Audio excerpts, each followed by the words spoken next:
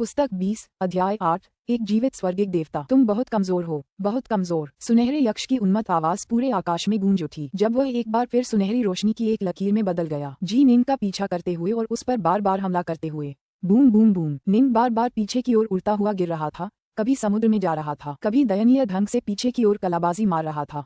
वह निश्चित रूप से पूरी तरह से नुकसान में था। तुम वाकई कमजोर हो, लेकिन तुम्हारा शरीर बहुत मजबूत है। मेरा समुद्री यक्ष अविश्वसनीय रूप से शक्तिशाली है, लेकिन तुम इस तरह के दंड को आसानी से सहन कर लेते हो। सुनहरा यक्ष जोर जोर से हंसते हुए हमला करता रहा। उनके शब्द सही थे। कोई भी साधारण एम्पायरियन देव शरीर जो 8-9 रहस्यमय कला द्वारा संरक्षित नहीं होता, अब तक बहुत पहले ही नष्ट हो चुका होता। लेकिन अगर उसके पास 8-9 रहस्यमय कला नहीं होती तो निंग ने भी लड़ाई की इस शैली को चुनने की हिम्मत नहीं की होती।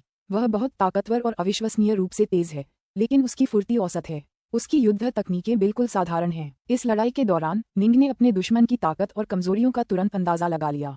उससे लड़ते हुए मैं सीधे उसका सामना नहीं कर सकता। मुझे उससे निपटने के लिए अपनी तलवारबाजी की बारीकियों का इस्तेमाल करना होगा।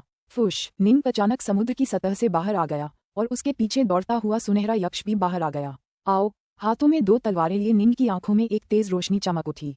पलटवार का समय आ गया था। अचानक कुल 729 तलवारें कहीं से प्रकट हो गईं। ये सभी तलवारें हवा में लहराते हुए अलग अलग अंदाज में लहरा रही थीं। निंग की छाती के सामने एक जेड तलवार आकार लेने लगी। इस जेड तलवार की शक्ति भयानक रूप से प्रबल थी। निंग ग्रेटर थाउजेंड स्वॉर्ड्स फॉर्मेशन के 9वें चरण का उपयोग करने में सक्षम होने का एकमात्र कारण ये था कि उसके पास चौथे स्तर का हृदय बल और एक आत्मा हृदय बल तकनीक थी। यह जेड तलवार 729 उच्च स्तरीय शुद्ध यांग तलवारों की शक्ति के सम्मिश्रण से बनी थी। स्टार सीजिंग हैंड का इस्तेमाल करते समय इसकी शक्ति निंग की शक्ति से बिल्कुल भी कम नहीं थी। जाओ। निंग ने दूर खड़े यक्ष की ओर इशारा किया। आहा, वह तो असल में एक अमर तकनीक का इस्तेमाल कर रहा है। सुनहरा यक्ष जोर से हंसा और आगे बढ़ता रहा। उसे इस बात की परवाह नहीं थी कि निंग नजदीकी लड़ाई करेगा या लंबी दूरी से। अपनी पूरी ताकत के साथ वह निंग को जबरदस्त ताकत से कुचल रहा था। स्विश। जेड तलवार ने स्वर्ण यक्ष की ओर प्रहार किया। यक्ष की सुरक्षा को चकमा देने की कोशिश की, लेकिन यक्ष बहुत शक्तिशाली था। स्टील के वारफोक से प्रहार करने पर समय रहते उसे रोक दिया गया। एक धमाके की आवाज के साथ जेड तलवार तुरंत नष्ट हो गई, जबकि स्वर्ण यक्ष हवा में एक क्षण के लिए रुक गया। महान 1000 तलवारों की संरचना का 9वां चरण भी उसे बस थोड़ा सा ही रोक पा रहा है। लगता है मुझे हृदय बल का इस्तेमाल करना पड़ेगा। जी निंग के शरीर के सामने एक दूसरी जेड तलवार प्रकट हुई और उसकी अदृश्य हृदय बल उसमें उमड़ पड़ी। दूसरी जेड तलवार की शक्ति तुरंत बढ़ गई, जिससे उसका गुणात्मक रूपांतरण हो गया। चौथे चरण का हृदय बल अपने आप में 9वें चरण ग्रेटर थाउजेंड स्वॉर्ड्स फॉर्मेशन की तुलना में कहीं अधिक शक्तिशाली था। चौथे चरण के हृदय बल का उपयोग करते हुए निंग थोड़े समय के लिए ही एम्पायरियन देवताओं और सच्चे अमरों के लिए संभव शक्ति के शिखर तक पहुंच पाएगा। अंतर केवल इतना था कि रेड स्नो जैसे लोग उस स्तर पर लंबे समय तक लड़ पाएंगे, जबकि निंग केवल कुछ समय के लिए ही ऐसा कर पाएगा। ये बेकार है। तुम्हारे पास जो थोड़ी सी शक्ति है वह बेकार है। सुनहरा यक्ष भयंकर हंसी के साथ निंग की ओर झपटा। जेड तलवार धुंधली हो गई। ये पहली तलवार जैसी ही लग रही थी, लेकिन जैसे ही सुनहरा यक्ष वास्तव में जेड तलवार तक पहुंचा, जेड तलवार की गति अचानक नाटकीय रूप से बढ़ गई। उसके भीतर की हृदय शक्ति पूरी शक्ति के साथ फूट पड़ी। उन्नत जेड तलवार सुनहरे यक्ष के सामने एक धुंधली सी धुंध बनकर रह गई। सुनहरे यक्ष ने उसे रोकने की कोशिश की, लेकिन उसकी युद्ध तकनीकें बेहद कमजोर थीं। स्लैश। ब्राइट मून तलवार कला छायाहीन रोक। जेड तलवार ने सुनहरे यक्ष के शरीर को एक विचित्र अप्रत्याशित तरीके से चीर डाला। हालांकि यह शरीर एक सच्चे ईश्वर के शरीर के बहुत करीब था, लेकिन वास्तव में इसमें किसी भी शरीर रक्षक दिव्य क्षमता का समावेश नहीं था। अविश्वसनीय रूप से तेज जेड तलवार के प्रहार से वह तुरंत 2 टुकड़ों में कट गया। हालांकि निंग सतर्क और सजग रहा। वह अच्छी तरह जानता था कि सुनहरा यक्ष उसके शरीर को आसानी से घोलकर एक कर सकता है या उसे पूरी तरह से तरल में बदल भी सकता है। शायद वह इतनी आसानी से नहीं मरेगा। इसके अलावा निंग को यह भी एहसास था कि उसके दुश्मन का आभामंडल अविश्वसनीय रूप से शक्तिशाली है। स्वर्ण यक्ष के द्विविभाजित शरीर के 2 हिस्से अचानक पानी की बाढ़ में बदल गए। पानी की यह विशाल बाढ़ हवा में घूमती रही, फिर पूरी तरह से फट गई और पानी की अनगिनत छोटी छोटी धाराओं में बिखर गई जो हर जगह फैल गईं। समुद्र की सतह को छूते ही ये धाराएं फिर से कई जेड यक्षों में बदल गईं, जिनकी कुल संख्या 519 थी। तुम वास्तव में मेरे असली शरीर को घायल करने में सक्षम थे। तुम इस खंड से गुजरने के योग्य हो जिसकी मैं रक्षा करता हूँ। 519 जेड यक्ष समुद्र के ऊपर खड़े होकर निंग की ओर देख रहे थे और एक अजीब सी आवाज में आपस में बोल रहे थे। हालांकि मैं उन रक्षकों में सबसे कमजोर हूँ जिन्हें गुरु पीछे छोड़ गए हैं।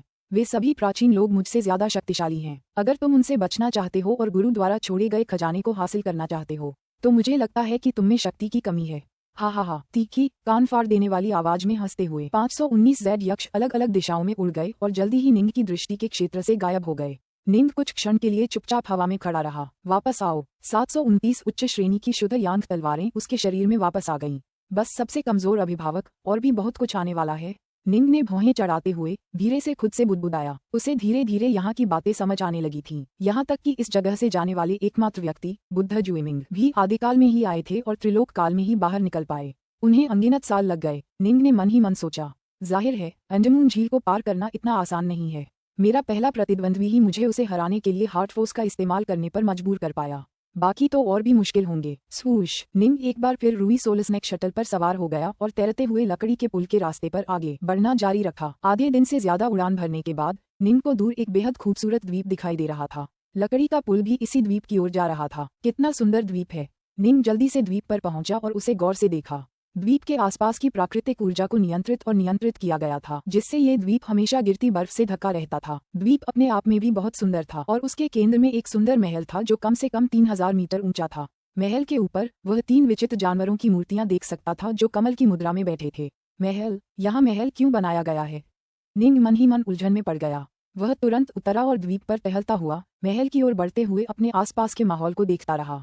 निंग महल के बाहर खड़ा अंदर की ओर देख रहा था। ऐसा करते हुए उसकी आंखें टॉर्च की रोशनी से भर गईं। उसे लग रहा था कि इस महल के यहाँ होने का कोई कारण जरूर है। निंग की मशाल ड्रैगन की आंख ने अचानक महल के सबसे गहरे हिस्से में एक शरीर को टिमटिमाते हुए देखा। यह आ रहा है। अभी तो 1000 साल भी नहीं हुए। ये फिर क्यों आ गया? तो फिर आओ लड़ें, आओ लड़ें। महल के सबसे अंधेरे क्षेत्र में स्थित आकृतियों की आंखें उन्माद से भरी हुई थीं। निंग, जो अभी भी महल के बाहर खड़ा था, भौहें चढ़ाकर बोला, मुझे कुछ नहीं दिख रहा था। इस जगह के अंदर सचमुच जीव हैं। फुस। एक पल की हिचकिचाहट के बाद निंग महल में दाखिल हुआ। यहाँ अंडमान झील पर न तो सह ज्ञान और न ही हृदय शक्ति से खोज की जा सकती थी, इसलिए उसके लिए एकमात्र विकल्प यही था कि वह स्वयं जांच करे। चूंकि लकड़ी का पुल इसी जगह तक जाता था, इसलिए यह मनमोहक महल निश्चित रूप से एक विशिष्ट उद्देश्य की पूर्ति करता था। ये सामने वाला महल था। इससे जुड़े 2 गलियारे महल के अंदर तक जाते थे। निंग ने उनमें से एक को चुना। वह उसमें से होते हुए एक विशाल आंगन में पहुंचा जो कई मंडपों से भरा हुआ था। फुफ। अचानक हवा चल पड़ी। निंग अभी भी गलियारे से गुजर रहा था। उसका चेहरा बदल गया और उसके हाथ में तलवार ने अचानक पीछे की ओर वार किया। यहाँ महल में निंग ने स्वाभाविक रूप से अपनी तलवारें अपने हाथों में रखी थीं। झनझनाहट। एक बजने जैसी आवाज सुनाई दी। उसके बाद एक आकृति उसके पास से गुजरी। अपने हाथ रोक लो। निंग का चेहरा बदल गया और वह जल्दी से चिल्लाया, बंद करो, मैं दुश्मन नहीं हूँ। फिर एक और हवा का झोंका आया और एक और धुंधली आकृति दिखाई दी। एम्पायरियन देवता रफपीक, मैं भी 3 लोगों से हूँ। निंग ने जल्दी से कहा। दिव्य शक्ति से भरी उसकी आवाज बाहर तक गूंज उठी जब उसने अपनी तलवारों से उसे चकमा देते हुए रोका। अरे! दूर का धुंधलापन थम गया और एक राख से रंगे चेहरे वाला युवक नजर आया, जिसके हाथों में ब्लेड व्हील थे। उसने निंग को पागलों जैसी नजरों से घूरा। उसकी आंखें लाल थीं। जाहिर था वह अपनी हत्या की मंशा बिल्कुल नहीं छिपा रहा था। 3 लोग। राख जैसे चेहरे वाला युवक ठंडी हंसी हंसा, फिर गुर्राया, स्नोफिएंड, हम अब तक अनगिनत बार लड़ चुके हैं और तुमने भी कई बार 3 लोगों के स्वर्ग के देवता का वेश धारण किया है।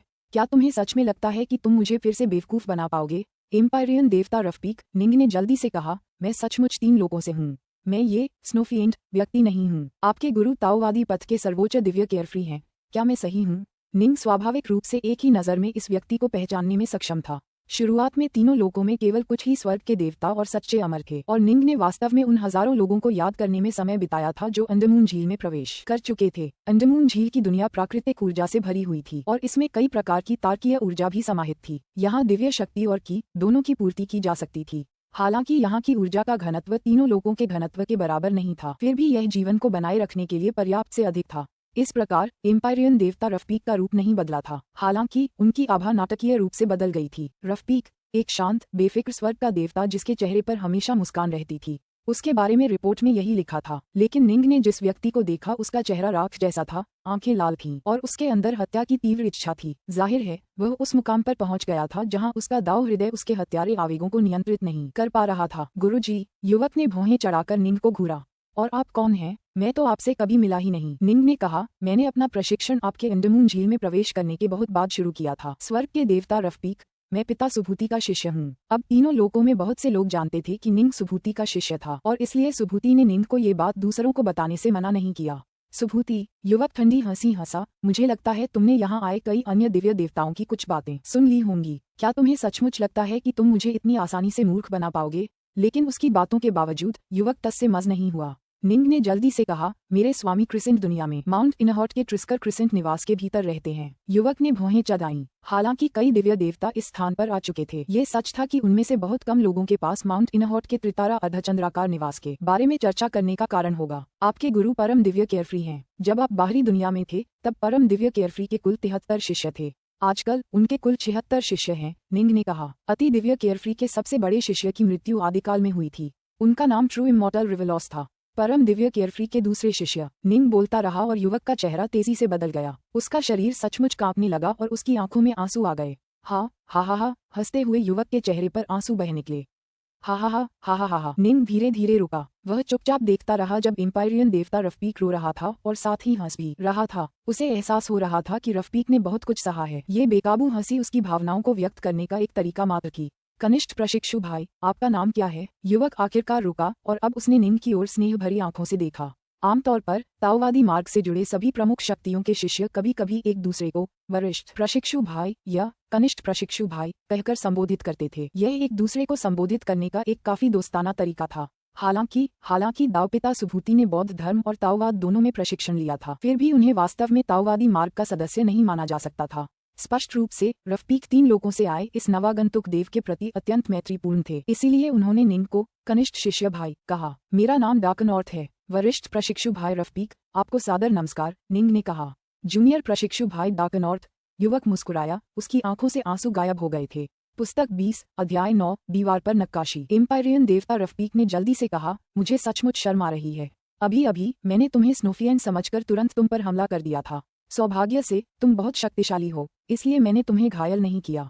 अगर मैं तुम्हें मार डालता तो जब तक मुझे पछतावा होता तब तक बहुत देर हो चुकी होती। काश मैंने कभी सोचा भी नहीं था कि मैं रफपीक ऐसी हालत में पहुंच जाऊंगा कि बिना स्थिति का ठीक से पता लगाए ही जानलेवा वार करने लगूंगा। उसकी आंखों में दुख की एक झलक झलक रही थी। वरिष्ठ प्रशिक्षु भाई, आपको दोष नहीं दिया जा सकता, निंग मुस्कुराया। लेकिन यह वास्तव में मेरी गलती है। भूल जाओ, अभी के लिए इतना ही काफी है। रफपीक ने निंग की ओर देखते हुए भौहें चढ़ाईं। कनिष्ठ प्रशिक्षु भाई डाकनॉर्थ, तुम्हें पता होना चाहिए कि अंडरमून झील कितनी खतरनाक है। आदिकाल से कई एम्पायरियन देवता यहाँ आए हैं, लेकिन वास्तव में केवल बुद्ध जुमिंग ही वहाँ से निकले थे। तुम इतनी मूर्खता क्यों कर रहे थे कि इस जगह में घुस गए? उस समय मैंने स्वयं रेवरेंड जुमिंग को बुद्ध बनते देखा था। मैं इतना ऊब गया था कि मैंने अपनी किस्मत आजमाने के लिए अंडरमून झील में प्रवेश करने का फैसला किया। तब से अनगिनत साल बीत चुके हैं। पहले अन्य एम्पायरियन देवता भी इस जगह में प्रवेश करते थे, लेकिन बहुत लंबा समय बीत चुका है जब किसी ने ऐसा करने की कोशिश की थी। मैं सचमुच 10 करोड़ सालों में यहाँ आने वाला अकेला व्यक्ति हूँ। मेरे आने की वजह वो एक लंबी और पेचीदा कहानी है, निंग ने आह भरी। मैं इसलिए आया क्योंकि मेरे नियंत्रण से बाहर की परिस्थितियों ने मुझे मजबूर कर दिया था। मुझे एक खास खजाना हासिल करने के लिए यहाँ आना पड़ा। रफपीक ने सिर हिलाया, फिर जल्दी से पूछा, ठीक है, तीनों लोगों में क्या स्थिति है? क्या आपने बताया कि मेरे गुरु ने नए शिष्य लिए हैं? 3 लोग। निंग एक पल के लिए झिझका। पहले ही एक नए तूफान में बह चुका है। निंग की आवाज भारी थी, लेकिन फिर भी उसने शब्दों को जोर से निकाला। तूफान? रफपीक आश्चर्यचकित था। ऐसा युद्ध जो आदिकालीन युग को समाप्त करने वाले युद्ध से भी अधिक क्रूर हो सकता है। निंग ने सिर हिलाया। ये कैसे संभव हो सकता है? उस युद्ध में इतने सारे लोग मारे गए जिसने आदिम युग का अंत कर दिया। रफपीक हैरान और स्तब्ध रह गया। उस बार मानुवा पंगु स्तर तक पहुंच गई थी, इसीलिए हम किसी अनर्थ से बच गए। इस बार? अच्छा, मेरी बात विस्तार से सुनो। निंग ने महान दिव्य लापरवाह के इस शिष्य से कुछ भी नहीं छिपाया। अगर वे सभी बच गए तो वे एक ही पक्ष में होंगे, और इसलिए निंग ने उसे उस तूफान के बारे में लगभग सब कुछ बता दिया जिसने तीनों लोगों को उलझा दिया था। इस कहानी को सुनाने में पूरा 1 घंटा लग गया। रफपीक वहीं स्तब्ध खड़ा रहा। उसने मन ही मन बुदबुदाया, ऐसा कैसे हो सकता है? सीमलेस गेट के 3 लोगों में दोबारा प्रवेश करने के बाद सब कुछ शांत था। अचानक ऐसा क्यों? वह रुका। इस बार शांति बनाए रखने के लिए मानुवा मौजूद नहीं है। हमारे नुवा गठबंधन में कोई भी दानवों के स्वामी की क्षमताओं का मुकाबला करने में सक्षम नहीं है। हालांकि सीमलेस गेट को भी हमारे नेताओं का मुकाबला करना मुश्किल होगा। इसका एकमात्र परिणाम दोनों पक्षों को भारी नुकसान होगा। अंत में हम में से कितने बचेंगे? जब वह तीनों लोकों में था तो तीनों लोकों में शांति थी, लेकिन अब उन पर तूफान आ गया था। या तो सीमलेस गेट खत्म हो या हम मर जाएं, निंग ने शांति से कहा। और कोई चारा नहीं है। हालांकि मैं कमजोर हूँ, फिर भी मैं अपने अवचेतन मन से फुसफुसाहट सुन सकता हूँ कि हमारे दोनों पक्षों में से एक को मिटा देना होगा। क्या तुम्हें भी इसका एहसास हो रहा है? रफपीक को आश्चर्य हुआ। हाँ, निंग ने सिर हिलाया। क्यों नियति इस तरह का कष्ट ला रही है? रफपीक को समझ में नहीं आया। क्लेश और तूफान यूं ही नहीं आते। उदाहरण के लिए आदि युग का अंत करने वाला युद्ध 2 अराजकता लोगों के एक दूसरे की ओर बढ़ने और आपस में टकराने के कारण हुआ था। दानव हृदय का स्वामी दोनों लोकों पर कब्जा करना चाहता था, लेकिन पंगु अराजकता लोक ने उसका विरोध किया। इस प्रकार एक महायुद्ध छिड़ गया। इसके अलावा सभी वस्तुओं का स्वामी गुप्त रूप से चीजों में हेरफेर कर रहा था। भाग्य की गुप्त चालें तो बस परिणाम ही प्रकट करती। इस मामले में परिणाम ये था कि एक पक्ष का सफाया होना तय था। एक पक्ष के सफाये के बाद ही दूसरा पक्ष बच पाएगा। तूफान का कारण क्या था, ये सब अनुमान पर छोड़ दिया गया। नुवा गठबंधन का अनुमान था कि यह बहुत संभव है कि यह सब सीमलेस गेट के राजा के कारण हुआ हो। वह राजा पंगु स्तर के बहुत करीब था। उसने खुद को स्वर्गीय दाव में विलीन कर लिया था, लेकिन तब से वह धीरे धीरे जागृत होने लगा था। उसकी चेतना का एक हिस्सा पहले से ही जागृत था। स्वर्गीय दाव पर अपने आंशिक नियंत्रण के माध्यम से वह सीमलेस गेट को खुफिया रिपोर्टें दे रहा था, जिससे उन्हें नुवा गठबंधन के खिलाफ लड़ने की शक्ति मिल रही थी। इससे तीनों प्रभुओं और ताओवाद व बौद्ध धर्म के नेताओं के मन में ये सवाल उठने लगा कि क्या दानव हृदय का स्वामी स्वर्गीय ताओवाद के प्रतिबंधों से बच निकलने में कामयाब हो गया है? क्या वह एक और तूफान लाने की कोशिश कर रहा था, या फिर शायद कोई और बाहरी व्यक्ति छाया से परेशानी पैदा कर रहा था, या फिर कोई और भी अधिक रहस्यमय कारण था? ये कहना कठिन था। दानव हृदय के स्वामी, जिन्होंने स्वयं को स्वर्गीय दास में विलीन कर लिया था, संभवतः सबसे अधिक जानते थे, और उनका आदेश था कि सीमलेस गेट द्वारा नुवा एलायंस पर आक्रमण किया जाए। निंग ने कहा, हमारे स्तर के लोग शायद इस तूफान के असली कारणों को नहीं जान पाएंगे। संक्षेप में, सीमलेस गेट पहले ही तीनों लोगों में घुसपैठ कर चुका है और हम पर हमला करना शुरू कर चुका है। हम बिना लड़े खुद को यूं ही हार मानने नहीं दे सकते। ठीक है, रफीक ने भी सिर हिलाया। उसकी आंखों में एक जानलेवा नजर चमक रही थी। Seamless gate. मदर नुवा के 3 लोकों से चले जाने के बाद ही सभी राक्षसों का स्वामी चुपके से वापस आ गया। हमने उन्हें अपने 3 लोकों में शामिल होने दिया, सिर्फ इसलिए क्योंकि हम बेवजह मौत का कारण नहीं बनना चाहते थे। किसने सोचा होगा कि उफ, इतने साल हो गए, लेकिन आप किसी कुत्ते को मल खाना बंद करना नहीं सिखा सकते। ये जानने पर कि दोनों पक्षों ने विनाश का युद्ध शुरू कर दिया है, रफीक स्वाभाविक रूप से नुवा गठबंधन के पक्ष में खड़ा होने वाला था। बहरहाल, हम सब यहाँ अंडमान झील में फंस गए हैं। इन बातों पर अंतहीन बातें करने का कोई मतलब नहीं है। रफीक ने अपना सिर हिलाया। फिर उसने गलियारे की ओर मुंह किया और उसकी ओर चलने लगा। जूनियर प्रशिक्षु भाई डाकनॉर्थ, मेरे पीछे आओ। दोनों गलियारे से आगे बढ़े। कुछ ही देर बाद वे उस महल के सबसे भीतरी आंगन में पहुंच गए। वहां बेहद सन्नाटा था, कोई आवाज सुनाई नहीं दे रही थी। जमी हुई बर्फ से प्रकाश परावर्तित हो रहा था, जिससे महल का हर इंच आसानी से दिखाई दे रहा था। इतने सालों से मैं यहीं रह रहा हूँ। रफीक आंगन में आया। निंग उसके पीछे पीछे चल पड़ा। आंगन बहुत सादा और सरल था, लेकिन लगभग तुरंत ही निंग की नजर आंगन की दीवारों पर पड़ी। यह क्या है? निंग हैरान होकर पास आया। वह दीवारों पर उकेरे गए रेखाचित्रों और अक्षरों को घूरे बिना नहीं रह सका। चित्र निकट युद्ध तकनीकों के थे, जबकि पात्रों का विस्तृत वर्णन था और वे तीनों लोगों की भाषा में थे। ये आदिकाल से उबे हुए, फंसे हुए और निराश स्वर्ग के देवताओं द्वारा छोड़े गए हैं। रफीक जमीन पर एक पेड़ के तने से टिककर बैठ गया। छोटे प्रशिक्षु भाई डाकनॉर्थ, क्या तुम्हारे पास कोई शराब है? हाँ, मैं करता हूँ। निंग ने अपना हाथ हिलाया, शराब का एक लौकी निकाला और उसे उछाल दिया। बहुत बढ़िया। रफीक की आंखें चमक उठीं। उसने शराब का घूंट पकड़ा, ढक्कन खोला, फिर सिर उठाया और उसे गटकने लगा। एक बैरल भर शराब खत्म करने के बाद ही उसने संतुष्टि की एक लंबी सांस छोड़ी। फिर वह जोर से हंसा। वाह, क्या ही अद्भुत एहसास है। मुझे शराब पिए हुए बहुत समय हो गया। मैं इतने लंबे समय से यहाँ फंसा हुआ हूँ, किसी और की परछाई तक नहीं देखी, और मुझे हमेशा उस स्नोफिएंट के हमलों से सावधान रहना पड़ता है। यहाँ जिंदगी वाकई मौत से भी बदतर हो गई है। कनिष्ठ प्रशिक्षु भाई डाकनॉर्थ, इसे देखने में अपना समय बर्बाद मत करो। इसका कोई मतलब नहीं है। निंग को दीवार पर बनी नक्काशी को बिना पलक झपकाए घूरते देखकर रफीक ने उसे आवाज दी। ये सब यहाँ आए स्वर्ग के देवताओं द्वारा छोड़े गए थे। गुणवत्ता के मामले में ये स्वाभाविक रूप से उन तकनीकों की बराबरी नहीं कर सकते जो सच्चे देवता और पितामह आगे बढ़ाते हैं। ये सब स्वर्ग के देवताओं द्वारा छोड़े गए थे, जो जानते थे कि उनकी मृत्यु यहीं होगी। इसलिए उन्होंने कुछ तकनीकें छोड़ दी ताकि भविष्य में आने वाले लोग इन्हें देखें और जाने कि वे कभी यहाँ रहे थे। उफ, तुम सुनोगे ही नहीं। रफीक ने देखा कि निंग दीवार को घूर रहा है और कुछ नहीं बोला। उसने बस अपना सिर उठाया और पीना जारी रखा। शराब पी पाना पहले से ही एक बहुत बड़ा आशीर्वाद था। जहाँ तक निंग का सवाल है, वह दीवार पर बनी अनेक नक्काशी को चुपचाप देखता रहा। बुद्ध मैत्रेय के अधीनस्थ स्नोलीफ अपने अंतिम शब्द छोड़ गए। एवरवुड के भगवान के अधीनस्थ स्वॉर्डबैक अपने अंतिम शब्द छोड़ गए। वारगॉड जिंटियन के अधीनस्थ विंडब्रदर अपने अंतिम शब्द छोड़ गए हैं। इनमें से कुछ स्वर्ग के देवता काफी प्रसिद्ध थे, जबकि अन्य थोड़े से एकांत प्रिय थे। वे सभी यहाँ अंडमान झील की दुनिया में आए थे। हालांकि वे यक्ष से बच निकलने में कामयाब रहे थे, फिर भी वे इस जगह से एक कदम भी आगे नहीं बढ़ पाए। वे जानते थे कि इस महल से बचने की उनकी संभावना बहुत कम है, इसलिए उन्होंने इस दीवार पर कुछ शब्द लिखे थे जो भविष्य में आने वालों को बताते थे कि वे कभी यहाँ आए थे। स्वाभाविक रूप से वे जो तकनीकें छोड़ गए थे, वे उतनी प्रभावशाली नहीं थीं, और निस्संदेह निंग को वे बेकार लगीं। एम्पायरियन देवता स्तर पर व्यक्ति मुख्यतः स्व-विकसित तकनीकों पर निर्भर रहेगा। उदाहरण के लिए, निंग ने ब्राइट मून तलवार कला विकसित की थी और वे उसके हाथों में काफी दुर्जेय थीं। लेकिन अगर वह ब्राइट मून तलवार कला को दीवार की नक्काशी पर ही छोड़ देता तो अन्य एम्पायरियन देवता उसे सीखने में रुचि नहीं लेते, क्योंकि यह निंग द्वारा निंग के लिए विकसित की गई तकनीक थी। ये दूसरों के लिए बहुत उपयोगी नहीं होती, यहाँ तक कि सच्चे देवताओं और पिताओं द्वारा बनाई गई तकनीकें भी उनके लिए उपयोगी नहीं होंगी, जब तक कि तकनीकें वास्तव में राक्षसी अलौकिक तकनीकें न हों, जैसे 5 खजाने, तलवार कला। निंग दीवार पर बनी नक्काशी को इसलिए घूर रहा था क्योंकि उसे लग रहा था कि हर एक रेखा, बिंदीदार रेखा, हर एक अक्षर किसी न किसी तरह के समर्पण का प्रतीक है। ये सभी शक्तिशाली स्वर्ग के देवताओं ने अपनी मृत्यु से पहले छोड़े थे। इस तरह के विश्वास और आध्यात्मिक समर्पण ने निंग की आत्मा को झकझोर दिया। वह समझ गया कि इनमें से कोई भी स्वर्ग का देवता मरना नहीं चाहता था। सभी जीना चाहते थे, लेकिन अफसोस उनमें ऐसा करने की शक्ति नहीं थी। मैं कोई नक्काशी नहीं छोड़ना चाहता। किसी समय रफीक हाथ में लॉ के लिए निंग के पास आया था। उसने शांति से कहा, अगर मैं मर गया तो मर गया, इस जिंदगी से बहुत हो गया। पुस्तक 20 अध्याय 10 स्नोफिएंड। क्या हुआ? जी निंग ने तुरंत पूछा। अमर और दुष्ट देवता आमतौर पर एकांत के अकेलेपन को झेलने में सक्षम होते हैं। उदाहरण के लिए जेल जगत 17 के कैदी कई अराजकता चक्रों से फंसे हुए थे, जिनमें से केवल कुछ ने ही निराशा में आत्महत्या की थी। तुलनात्मक रूप से स्वर्ग के देवता रफीक यहाँ बहुत कम समय के लिए फंसे हुए थे। क्या मैंने तुम्हें नहीं बताया था कि कैसे मैंने तुम्हें पहले स्नोफाइंड समझ लिया था? रफीक ने कहा। हाँ, निंग ने सिर हिलाया। अंडमान झील एक बेहद खतरनाक जगह है। कई साल पहले मैं समुद्री यक्ष को पार करके इस बर्फीले द्वीप पर पहुंचा था। जब मैं पहली बार यहाँ आया था तब वहाँ कोई और स्वर्ग देवता नहीं थे, इसलिए मैं आगे बढ़ता रहा। रफीक ने कहा, इस द्वीप के दूसरी ओर एक और तैरता हुआ लकड़ी का पुल है।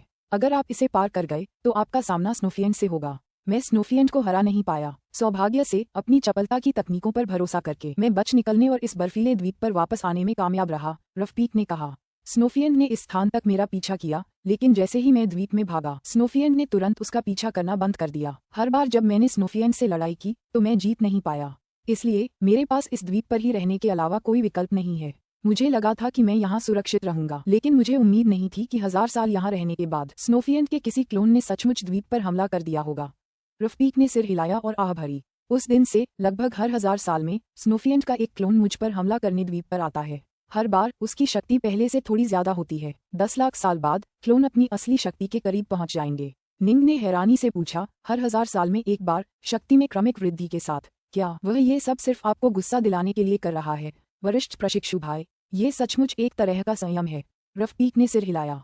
शुरू में स्नोफिएंड क्लोन काफी कमजोर थे और मैं उनका सामना करने में पूरी तरह सक्षम था। 10 लाख साल बाद मेरी चपलता तकनीकें बेहद जबरदस्त स्तर पर पहुंच गईं। यहाँ तक कि स्नोफिएंड के बराबर की पूरी शक्ति वाला क्लोन भी मुझे नहीं मार सकता। वह मुझे मार नहीं सकता, लेकिन मैं भी उससे आगे नहीं जा सकता, और इसलिए मैं पूरे समय इसी द्वीप पर फंसा रहा हूँ। कई सालों में दूसरे एम्पायरियन देवता भी इस द्वीप पर आए हैं। उनमें से कुछ स्नोफिएंड के हाथों मारे गए, जबकि कुछ अगले द्वीप पर पहुंच गए। कुछ मेरी तरह लंबे समय तक यहाँ फंसे रहे, लेकिन स्नोफिएंड क्लोनों की ताकत बढ़ती गई, इसलिए वे उनका सामना नहीं कर पाए और अंततः मर गए। मैं ही बचा हूँ। एम्पायरियन देवता रफीक ने अपना सिर हिलाया और हंसा। शक्ति के मामले में उनमें से कई वास्तव में मेरे बराबर थे, लेकिन मेरी ताकत चपलता में है। स्नोफिएंड के दबाव की बदौलत मैं उस स्तर तक पहुंच गया हूँ जिसकी मैंने कभी कल्पना भी नहीं की थी। लेकिन इससे क्या? स्नोफिएंड मुझे बार बार परेशान करता रहता है। वह भ्रम फैलाता है, घात लगाता है, हत्या की कोशिश करता है। वह मुझे मारने की कोशिश करता रहता है।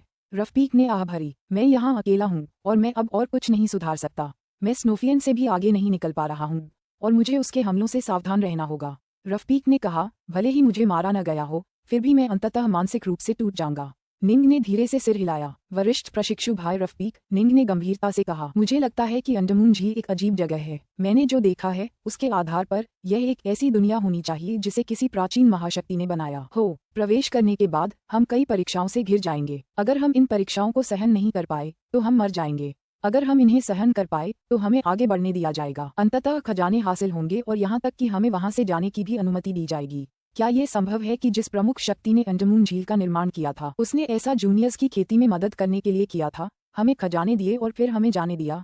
निंग हैरान था। वह उतना अच्छा नहीं है जितना तुम सोच रहे हो।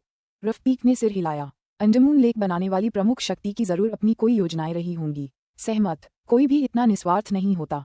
निंग भी सहमत हो गया। एम्पायरियन देवताओं को प्रशिक्षित करने में मदद करना, उच्च स्तरीय देवताओं का निर्माण करना जिन्हें खजाने का उपहार दिया जाएगा और उन्हें जाने दिया जाएगा, यह निस्वार्थता का एक बड़ा काम था। निंग ने कभी नहीं सोचा था कि कोई इतना निस्वार्थ होगा। इसके पीछे कोई न कोई वजह जरूर होगी। रफीक ने पूछा, क्या ऐसा हो सकता है कि इतने साल बीत जाने के बावजूद बुद्ध जुइमिंग ने कभी कुछ नहीं कहा? कुछ नहीं। निंग ने सिर हिलाया। मैंने अपने गुरु से पूछा था और मेरे गुरु ने मुझे ये भी बताया कि बुद्ध जुमिंग ने इस जगह के बारे में कुछ भी नहीं कहा और अपने होंठ बंद कर लिए। कोई भी पूछे, इससे कोई फर्क नहीं पड़ता। यहाँ तक कि भगवान तथागत बुद्ध भी बुद्ध जुमिंग को अंडमान झील के बारे में कोई भी जानकारी देने के लिए मना नहीं पाए। रफीक ने भौहें चढ़ाईं, कितना अजीब है। बुद्ध जुमिंग इस जगह के बारे में इतना चुप क्यों है? बुद्ध जुमिंग ने बोलने से इनकार कर दिया, लेकिन उन्होंने अन्य स्वर्गिक देवताओं को भी इस स्थान पर प्रवेश करने से नहीं रोका। फिर भी कोई भी उन्हें बोलने के लिए मजबूर नहीं कर सका। स्नोफियन लगातार मुझे मारने की कोशिश करता रहा है। दरअसल उसने मुझसे कई बार बातचीत भी की है, इसीलिए मैंने सीखा है कि अंडमान लेक से बचने और खजाना लेकर निकलने का सिर्फ एक ही तरीका है, रफीक ने कहा। निंग ने तुरंत ध्यान से सुना। तरीका यह है कि तैरते हुए पुलों से लगातार आगे बढ़ते हुए सभी रक्षकों को हराते रहो। इस यात्रा में तुम कुल 5 द्वीपों से गुजरोगे। 5वें द्वीप पर पहुंचने के बाद तुम शांति से प्रस्थान कर सकोगे। हालांकि आज तक केवल बुद्ध जुमिंग ही सफल हुए हैं, रफीक ने कहा। 5 द्वीप। निंग दंग रह गया। जिस बर्फ से ढके द्वीप पर वे दोनों थे वह तो बस पहला द्वीप था। 5वें द्वीप तक पहुंचना कोई आसान काम नहीं था, रफीक ने कहा। 5वें द्वीप पर पहुंचने पर आपको संभवतः पता चल जाएगा कि अंडमान झील के निर्माता ने क्या योजना बनाई है।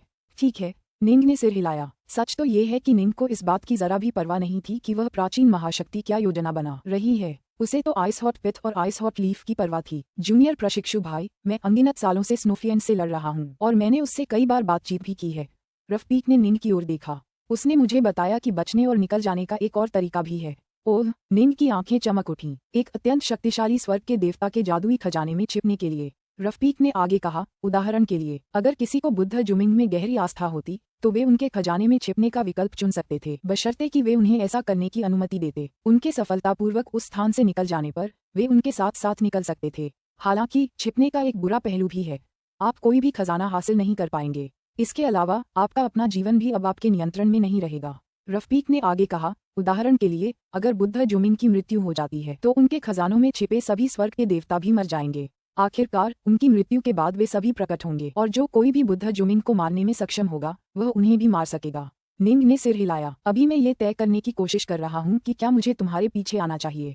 रफीक ने निंग की ओर देखा। निंग चौंका। मेरे पीछे आओ, तुम्हारे पीछे पीछे चलो। तुम जहाँ भी जाओगे, जहाँ तक जाओगे, मैं भी वहाँ जाऊंगा।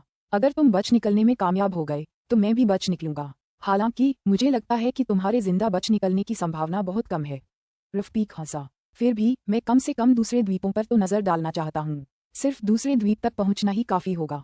मैं इतने लंबे समय से यहाँ अकेला हूँ। बहुत हो गया। वरिष्ठ प्रशिक्षु भाई, यदि आप सचमुच मुझ पर इस तरह भरोसा करते तो मैं निश्चित रूप से अपना सर्वश्रेष्ठ प्रयास करता, निंग ने कहा।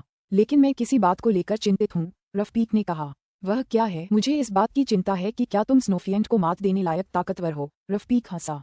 अगर तुम नाकाम हो गए और मर गए तो शायद मैं बच नहीं पाऊंगा, क्योंकि मैं तुम्हारे खजानों में फंस जाऊंगा। स्नोफियंट मुझे मार डालेगा। अगर ऐसा हुआ तो मैं अगला द्वीप नहीं देख पाऊंगा। मुझे ये जानने की उत्सुकता है कि बाकी 5 द्वीप कैसे हैं और आने वाले खतरे कितने भयानक होंगे, क्योंकि इतने सारे एम्पायरियन देवता यहाँ नाकाम रहे हैं। निंग क्षण भर के लिए हिचकिचाया। मैं कोई वादा नहीं कर सकता। मुझे किसी वादे की जरूरत नहीं है। मेरे पीछे आओ। रफीक निंग को आगे ले गया। बर्फीला द्वीप काफी बड़ा था, लेकिन वे दोनों अविश्वसनीय गति से आगे बढ़ रहे थे। जल्द ही वे द्वीप के दूसरे छोर पर पहुंच गए, जहां उन्हें एक तैरता हुआ लकड़ी का पुल दिखाई दिया। अरे, निंग ने ध्यान से देखा। लकड़ी का ये पुल दूर क्षितिज तक फैला हुआ था, लेकिन उसके दोनों ओर फैला अंतहीन समुद्र पूरी तरह जम गया था। आसमान से बर्फ की अनगिनत पंखुड़ियां लगातार गिर रही थीं। तुम्हें बस लकड़ी के पुल पर कदम रखना है। रफीक ने पुल की ओर इशारा किया। जैसे ही तुम उस पर कदम रखोगे, स्नोफियंट को पता चल जाएगा। तुम्हें आगे बढ़ने की भी जरूरत नहीं है। तुम बस यहीं उसका इंतजार कर सकते हो। थोड़ी देर बाद स्नोफियंट आ जाएगा। तुम्हारा सामना होने वाला पहला स्नोफियंट बस एक क्लोन होगा। उससे लड़ो। अगर तुम उसे एक ही वार में मार गिराओगे तो मैं दांव लगाकर तुम्हारे खजानों में छिप जाऊंगा और तुम्हारे पीछे पीछे चलूंगा।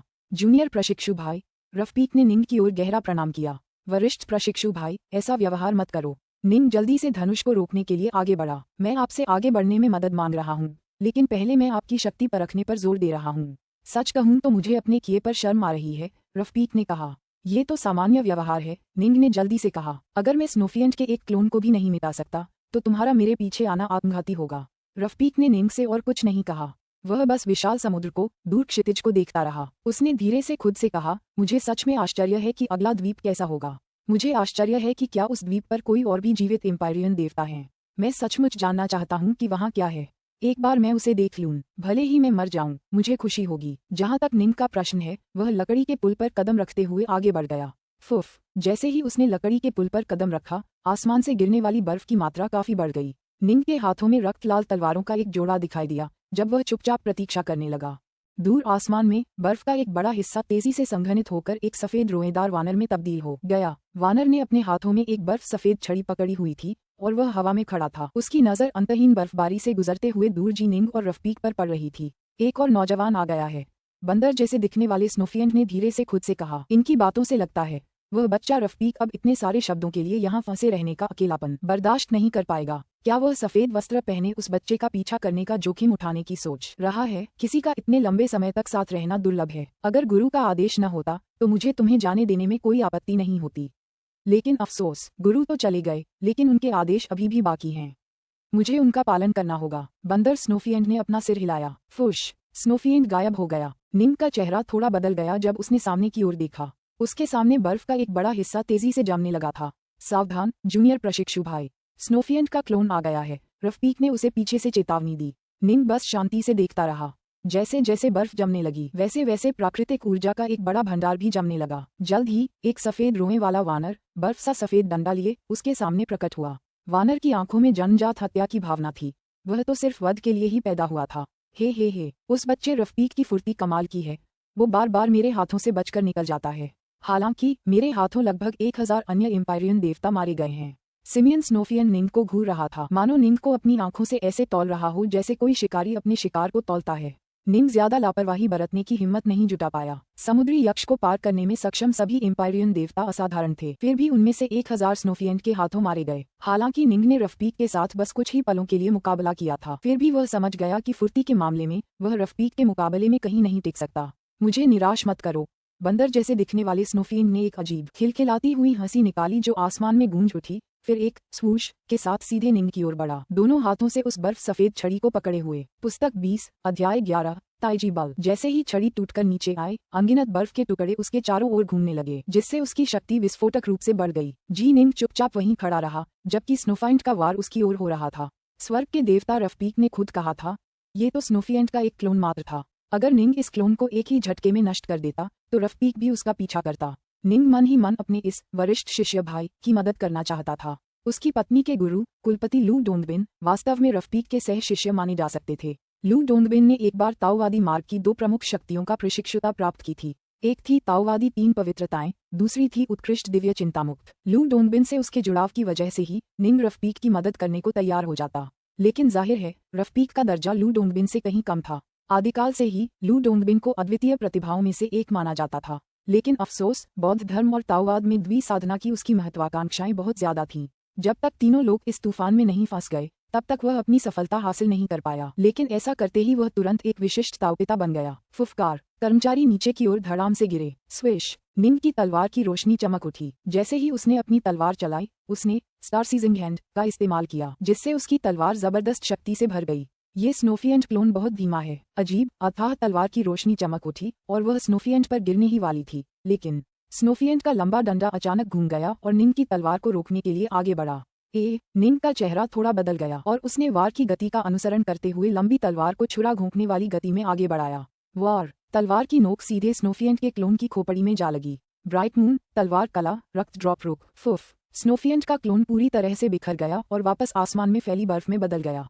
उसी समय स्नोफिएंट की आवाज पूरे इलाके में गूंज उठी। अगर तुम्हारे पास इतनी ही ताकत है तो तुम पास होने लायक भी नहीं हो। हाँ, मैं आगे रास्ते पर तुम्हारा इंतजार करूंगा। स्वर्ग के देवता रफीक निंग के पास आए। तुम्हारा क्या विचार है? मैंने उसे कम आंका था, निंग ने कहा। उसके क्लोन में बस मामूली शक्ति और गति थी। मुझे लगा था कि मैं उसे अपनी तलवार के एक ही वार से आसानी से मार डालूंगा। किसने सोचा था कि उसकी लाठी तकनीक इतनी जबरदस्त होगी? आखिरकार मुझे उस पर थोड़ी मेहनत तो करनी ही थी। रफीक ने सिर हिलाया। समुद्री यक्ष के सभी क्लोन बहुत कमजोर थे, उन्हें आसानी से मारा जा सकता था, लेकिन स्नोफिएंट के क्लोनों से निपटना कहीं ज्यादा मुश्किल है। जहां तक उसके असली रूप की बात है, वह और भी ज्यादा शक्तिशाली है। उसकी सबसे बड़ी ताकत यह है कि उसमें लगभग कोई कमजोरी नहीं है, या शायद उसकी कमजोरियां हैं, लेकिन मैं कोई भी नहीं खोज पाया। लगभग कोई कमजोरी नहीं, निंग ने भौहें चढ़ाईं। चिंता मत करो, तुम्हें उसे हराने की जरूरत नहीं है। जब तक तुम एक निश्चित स्तर की शक्ति प्राप्त कर लोगे, वह स्वेच्छा से पीछे हट जाएगा और तुम्हें जाने देगा। रफीक हंसा। अभी तुम एक ही मुठभेड़ में स्नोफिएंट के क्लोन को मार गिराने में कामयाब रहे और तुम्हारी तलवारबाजी काफी प्रभावशाली लग रही थी। मैं तुम्हारे पीछे चलूंगा। निंग ने सिर हिलाया। सच कहें तो निंग ने सिर्फ एक ही तकनीक का इस्तेमाल नहीं किया था। उसने पहले छायाहीन मुद्रा का इस्तेमाल किया था, फिर उसे रक्तपात मुद्रा में बदल दिया था। रफीक ने इसे एक ही आदान प्रदान इसलिए बताया क्योंकि वह अब इस जगह में फंसे अकेलेपन को और बर्दाश्त नहीं कर सकता था। चलो चलें। निंग ने हाथ हिलाया। रफीक ने कोई विरोध नहीं किया और खुद को निंग की अमर संपत्ति में खींच लिया। निंग खुद एक शुद्ध यान अमर संपत्ति को धारण किए हुए था जिसमें उसका दूसरा शरीर समाया हुआ था, लेकिन संपत्ति का स्वामी होने के नाते निंग उसे कई अलग अलग खंडों में विभाजित करने में सक्षम था। फिलहाल वह रफीक को अपने दूसरे शरीर के अस्तित्व के बारे में नहीं बताना चाहता था। तीनों लोगों में बहुत कम लोग थे जो इस रहस्य को जानते थे। फुश। निंग रूई सोलस्नेक शटल पर सवार हो गया, फिर लकड़ी के पुल द्वारा निर्धारित पथ पर आगे बढ़ता रहा। बर्फ के टुकड़े नीचे की ओर बह रहे थे, ऐसा लग रहा था जैसे उन्होंने पूरी दुनिया को ढक लिया हो। कितना सुंदर दृश्य है। निंग मुस्कुराया। वह लगातार आगे बढ़ता रहा। पूरे 2 घंटे बाद रूई सोलस्नेक शटल अचानक रुक गया और निंग का चेहरा थोड़ा बदल गया जब उसने आगे देखा। दूर पुल के ऊपर एक सुनहरे बालों वाला वानर बैठा था। सुनहरे बालों वाले वानर के सामने एक लंबा डंडा रखा था जिससे एक जबरदस्त शक्ति का आभास निकल रहा था। जाहिर है यह एक बेहद दुर्जेय खजाना था। इस समय सुनहरे बालों वाला वानर कमल की मुद्रा में बैठा था, अपने जबड़े को अपनी बाहों पर टिकाए बेहद उबे हुए भाव से निंग का इंतजार कर रहा था। आखिरकार तुम आ ही गए। मैंने तुम्हारा इंतजार कब से किया था। सुनहरे बालों वाला बंदर थोड़ा खींचते हुए अपने पैरों पर खड़ा हो गया। तुम्हारा वो उड़ता हुआ खजाना बहुत धीमा है। बस एक विचार के साथ निंग ने अपना रूई सोलस्नेक शटल उतार दिया और लकड़ी के पुल के ऊपर उतर गया। हाथों में रक्त लाल तलवारें लिए वह दूर से स्नोफिएंट के रूप को घूर रहा था। हालांकि स्नोफिएंट का असली आभामंडल उसके क्लोन के आभामंडल से कहीं ज्यादा शक्तिशाली है, फिर भी ऐसा लगता है मानो उसका आभामंडल समुद्री यक्ष के असली शरीर के आभामंडल जितना भी शक्तिशाली नहीं है। हे, क्या हुआ? क्या तुम सोच रहे हो कि मेरा आभामंडल इतना कमजोर क्यों लग रहा है? स्नोफिएंट मजाकिया अंदाज में हंसा। उस समुद्री यक्ष की तुलना मुझसे मत करो। वह मूर्ख अपनी पूरी शक्ति पर भी पूरी तरह नियंत्रण नहीं रख पाता। उसके पास तो बस पाश्विक बल है। हालांकि मैं अपनी शक्ति के हर कण पर पूरी तरह नियंत्रण रखता हूँ। एक बार जब मैं अपना आभामंडल वापस ले लूं, तो मैं अपना आभामंडल बदल सकता हूँ, अपना रूप बदल सकता हूँ, सब कुछ बदल सकता हूँ। रूपांतरित हो जाओ। स्नोफाइंट का रूप अचानक रफीक के रूप में परिवर्तित हो गया। फिर से इस बार वह निंग में बदल गया। आभा बिल्कुल वैसी ही थी। निंग ये देखकर चौंक गया। ये तो 8-9 रहस्यमयी कला के बराबर था। तो बच्चे, तुम्हें समझना चाहिए कि सच्चे विशेषज्ञों का आकलन उनके रूप रंग से नहीं किया जा सकता। स्नोफिएंट ने हंसते हुए कहा। कोई जितना ज्यादा शक्तिशाली होगा वह उतना ही ज्यादा अपनी आभा को नियंत्रित करने का प्रयास करेगा। दरअसल वह एक साधारण व्यक्ति की तरह दिख सकता है और उससे खतरे का कोई आभामंडल नहीं निकलता। निंग सिर हिलाने से खुद को रोक नहीं सका। ये सच था। मिसाल के तौर पर जब उसकी मुलाकात बूढ़े युआन से हुई थी तो उसने खुद को एक साधारण से दिखने वाले बूढ़े माली में बदल लिया था। निंग ने सचमुच उसे एक साधारण इंसान से ज्यादा कुछ नहीं समझा था और उसने सचमुच उसके आसपास किसी आभा का एहसास ही नहीं किया था। आओ देखते हैं तुम्हारे पास क्या है। मुझे दिखाओ तुम्हारे पास क्या है। स्नोफिएंट ने पुकारा। बाहर आओ। निंग की आंखों में एक तेज रोशनी चमक उठी और उसके चारों ओर कुल 729 शुद्ध यांग तलवारें हवा में मंडराती हुई दिखाई दी। उनमें भारी मात्रा में अमर ऊर्जा प्रवाहित की गई थी और यह ऊर्जा उनके माध्यम से चक्रित होकर एक अतुलनीय रूप से तेज जेड तलवार में परिवर्तित हो गई जो निंग के सामने प्रकट हुई। ओह, लगता है तुम में कुछ हुनर है। स्नोफिएंट ने अपनी सुनहरी छड़ी उठाई और खुशी से हंसने लगा। निंग की पलकें फड़क उठीं। स्विश। जेड तलवार तुरंत ही आसमान को चीरती हुई अपने पीछे प्रकाश की एक लकीर छोड़ती हुई अथाह अप्रत्याशित तरीके से स्नोफाइंट की ओर बढ़ी। धमाका। स्नोफिएंट ने धीरे से अपना सुनहरा डंडा निकाला और उसे जेड तलवार पर दे मारा। जेड तलवार तुरंत चकनाचूर हो गई। अरे, निंग का चेहरा बदल गया। जाओ जाओ जाओ। एक के बाद एक जेड तलवारें प्रकट हुईं और उड़ गईं। स्नोफिएंट बस आलस से आगे बढ़ा। उसकी सुनहरी छड़ी हर वार के साथ सहजता से कांप रही थी। छड़ी संकेंद्रित वृत्तों की एक परत में बदल गई और हर अथाह दिखने वाली जेड तलवार को आसानी से चकनाचूर कर दिया। धमाक धमाक धमाक। तीनों एक के बाद एक टूट गईं। क्या यही एक तकनीक है जो तुम्हें आती है? स्नोफिएंट आंखें फाड़े उलझन में सा दिखाई दिया।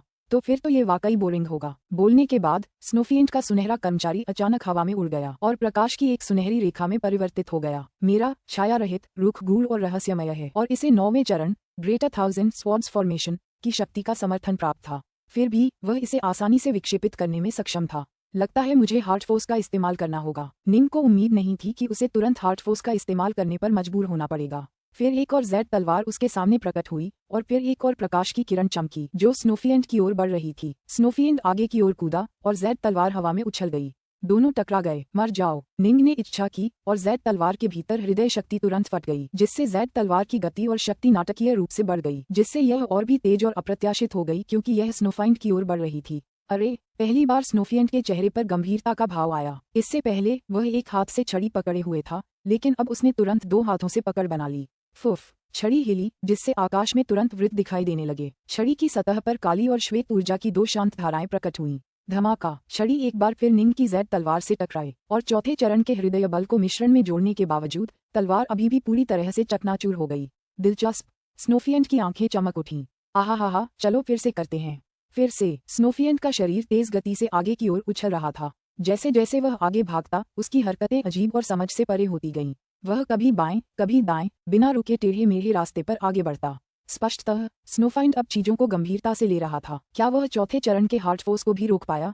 निंग को थोड़ा आश्चर्य हुआ। हर बार जब वह हार्ट फोर्स लगाता, तो उसकी ऊर्जा काफी कम हो जाती। वह ऐसी कुल 10 तलवारें ही चला पाता। जाओ, जाओ, जाओ, निंग ने दांत पीसते हुए कहा। एक बार फिर उसने 3 जेड तलवारें दागीं। इस बार उनमें से सिर्फ एक में चौथे चरण का हृदय बल भरा था, क्योंकि उसने असली हमलों को नकली हमलों के साथ मिला दिया था। आहा, स्नोफिएंट हंस पड़ा। बूम बूम बूम, लगातार 3 विस्फोट। हालांकि जेड तलवारों में से एक की शक्ति अचानक नाटकीय रूप से बढ़ गई, फिर भी वह पूरी तरह से चकनाचूर हो गई। क्या? निंग तुरंत समझ गया कि यह कठिन होगा। अब तक स्नोफिएंट निंग के पास पहुंच चुका था। निंग के पास और कुछ करने का समय न होने पर उसने तुरंत अपनी शुद्ध यांत तलवारें रख दी और अपना 3 सिरों वाला, 6 भुजाओं वाला रूप प्रकट किया। 6 तलवारें हाथों में लिए वह स्नोफिएंट से युद्ध करने के लिए आगे बढ़ा।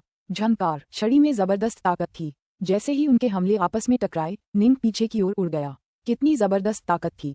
निंग पीछे की ओर उड़ गया, उसकी पीठ सीधे जमे हुए समुद्र से टकराए। एक धमाके के साथ जमी हुई समुद्र टक्कर से कांप उठी, लेकिन उसे कोई नुकसान नहीं पहुंचा। निंग का मामला तो काफी दूर तक पीछे की ओर लुढ़का, फिर एक बार फिर आगे की ओर उड़ गया। अगर मैं स्टार सीजिंग हैंड का इस्तेमाल नहीं करूंगा, तो शायद मैं उसके खिलाफ कच्ची ताकत से मुकाबला नहीं कर पाऊंगा। निंग को सिरदर्द होने का एहसास हो रहा था। स्टार सीजिंग हैंड ने दिव्य शक्ति का जबरदस्त इस्तेमाल किया। 3 सिर, 6 भुजाएं ने उसे अपनी शक्ति काफी बढ़ाने में मदद की। चूंकि उसके पास दुश्मन की एक सुनहरी छड़ी के मुकाबले में 6 तलवारें थीं, इसलिए उसने सोचा कि वह कम से कम उस बंदर को कड़ी टक्कर तो दे पाएगा, शायद जीत भी जाए। किसने सोचा होगा कि पहली ही मुलाकात में वह पीछे की ओर धराशायी हो जाएगा। हालांकि वह समुद्र यक्ष के असली रूप जितना शक्तिशाली नहीं है, फिर भी वह मुझसे कहीं ज्यादा शक्तिशाली है। उसकी दंड तकनीक भी अथाह गहन है और उसकी गति तकनीकें भी आश्चर्यजनक रूप से शानदार हैं। वह सचमुच दोष रहित है। वरिष्ठ प्रशिक्षु भाई रफीक अपनी बचाव तकनीकों के जरिए स्नोफिएंट से बच निकलने में कामयाब रहा। ये काफी प्रभावशाली है। निंग को अब जाकर ही सही मायने में समझ आया कि स्वर्ग के देवता रफीक की बचाव तकनीकें कितनी प्रभावशाली थीं। मुझे अपने लाभों का उपयोग करना होगा। अब निंग के पास कोई विकल्प नहीं था, सिवाय इसके कि वह कुछ योजनाएं बनाने लगे। हा, स्नोफिएंट हंसी से दहाड़ा, तैरते हुए पुल पर आगे बढ़ा और सीधे निंग की ओर बढ़ा, जो अभी भी जमे हुए समुद्र के ऊपर खड़ा था। निंग अपने 3 सिर और 6 भुजाओं वाले रूप में 6 तलवारें चलाता रहा। स्नोफिएंट के उसके पास पहुंचते ही वह आगे बढ़ गया। निंग ने आने वाले वार को पूरी तरह से नजरअंदाज कर दिया और अपनी सभी 6 तलवारें स्नोफिएंट के शरीर पर गिरा दीं। तुम मुझे मारना चाहते हो? जितना चाहो मारो। मेरी 8-9 रहस्यमयी कला की बदौलत मैं तुम्हारे हमलों को पूरी तरह से नजरअंदाज कर सकता हूँ। जब तक मेरी तलवारें तुम्हें मौत के घाट उतार सकती हैं, मैं जीत जाऊंगा।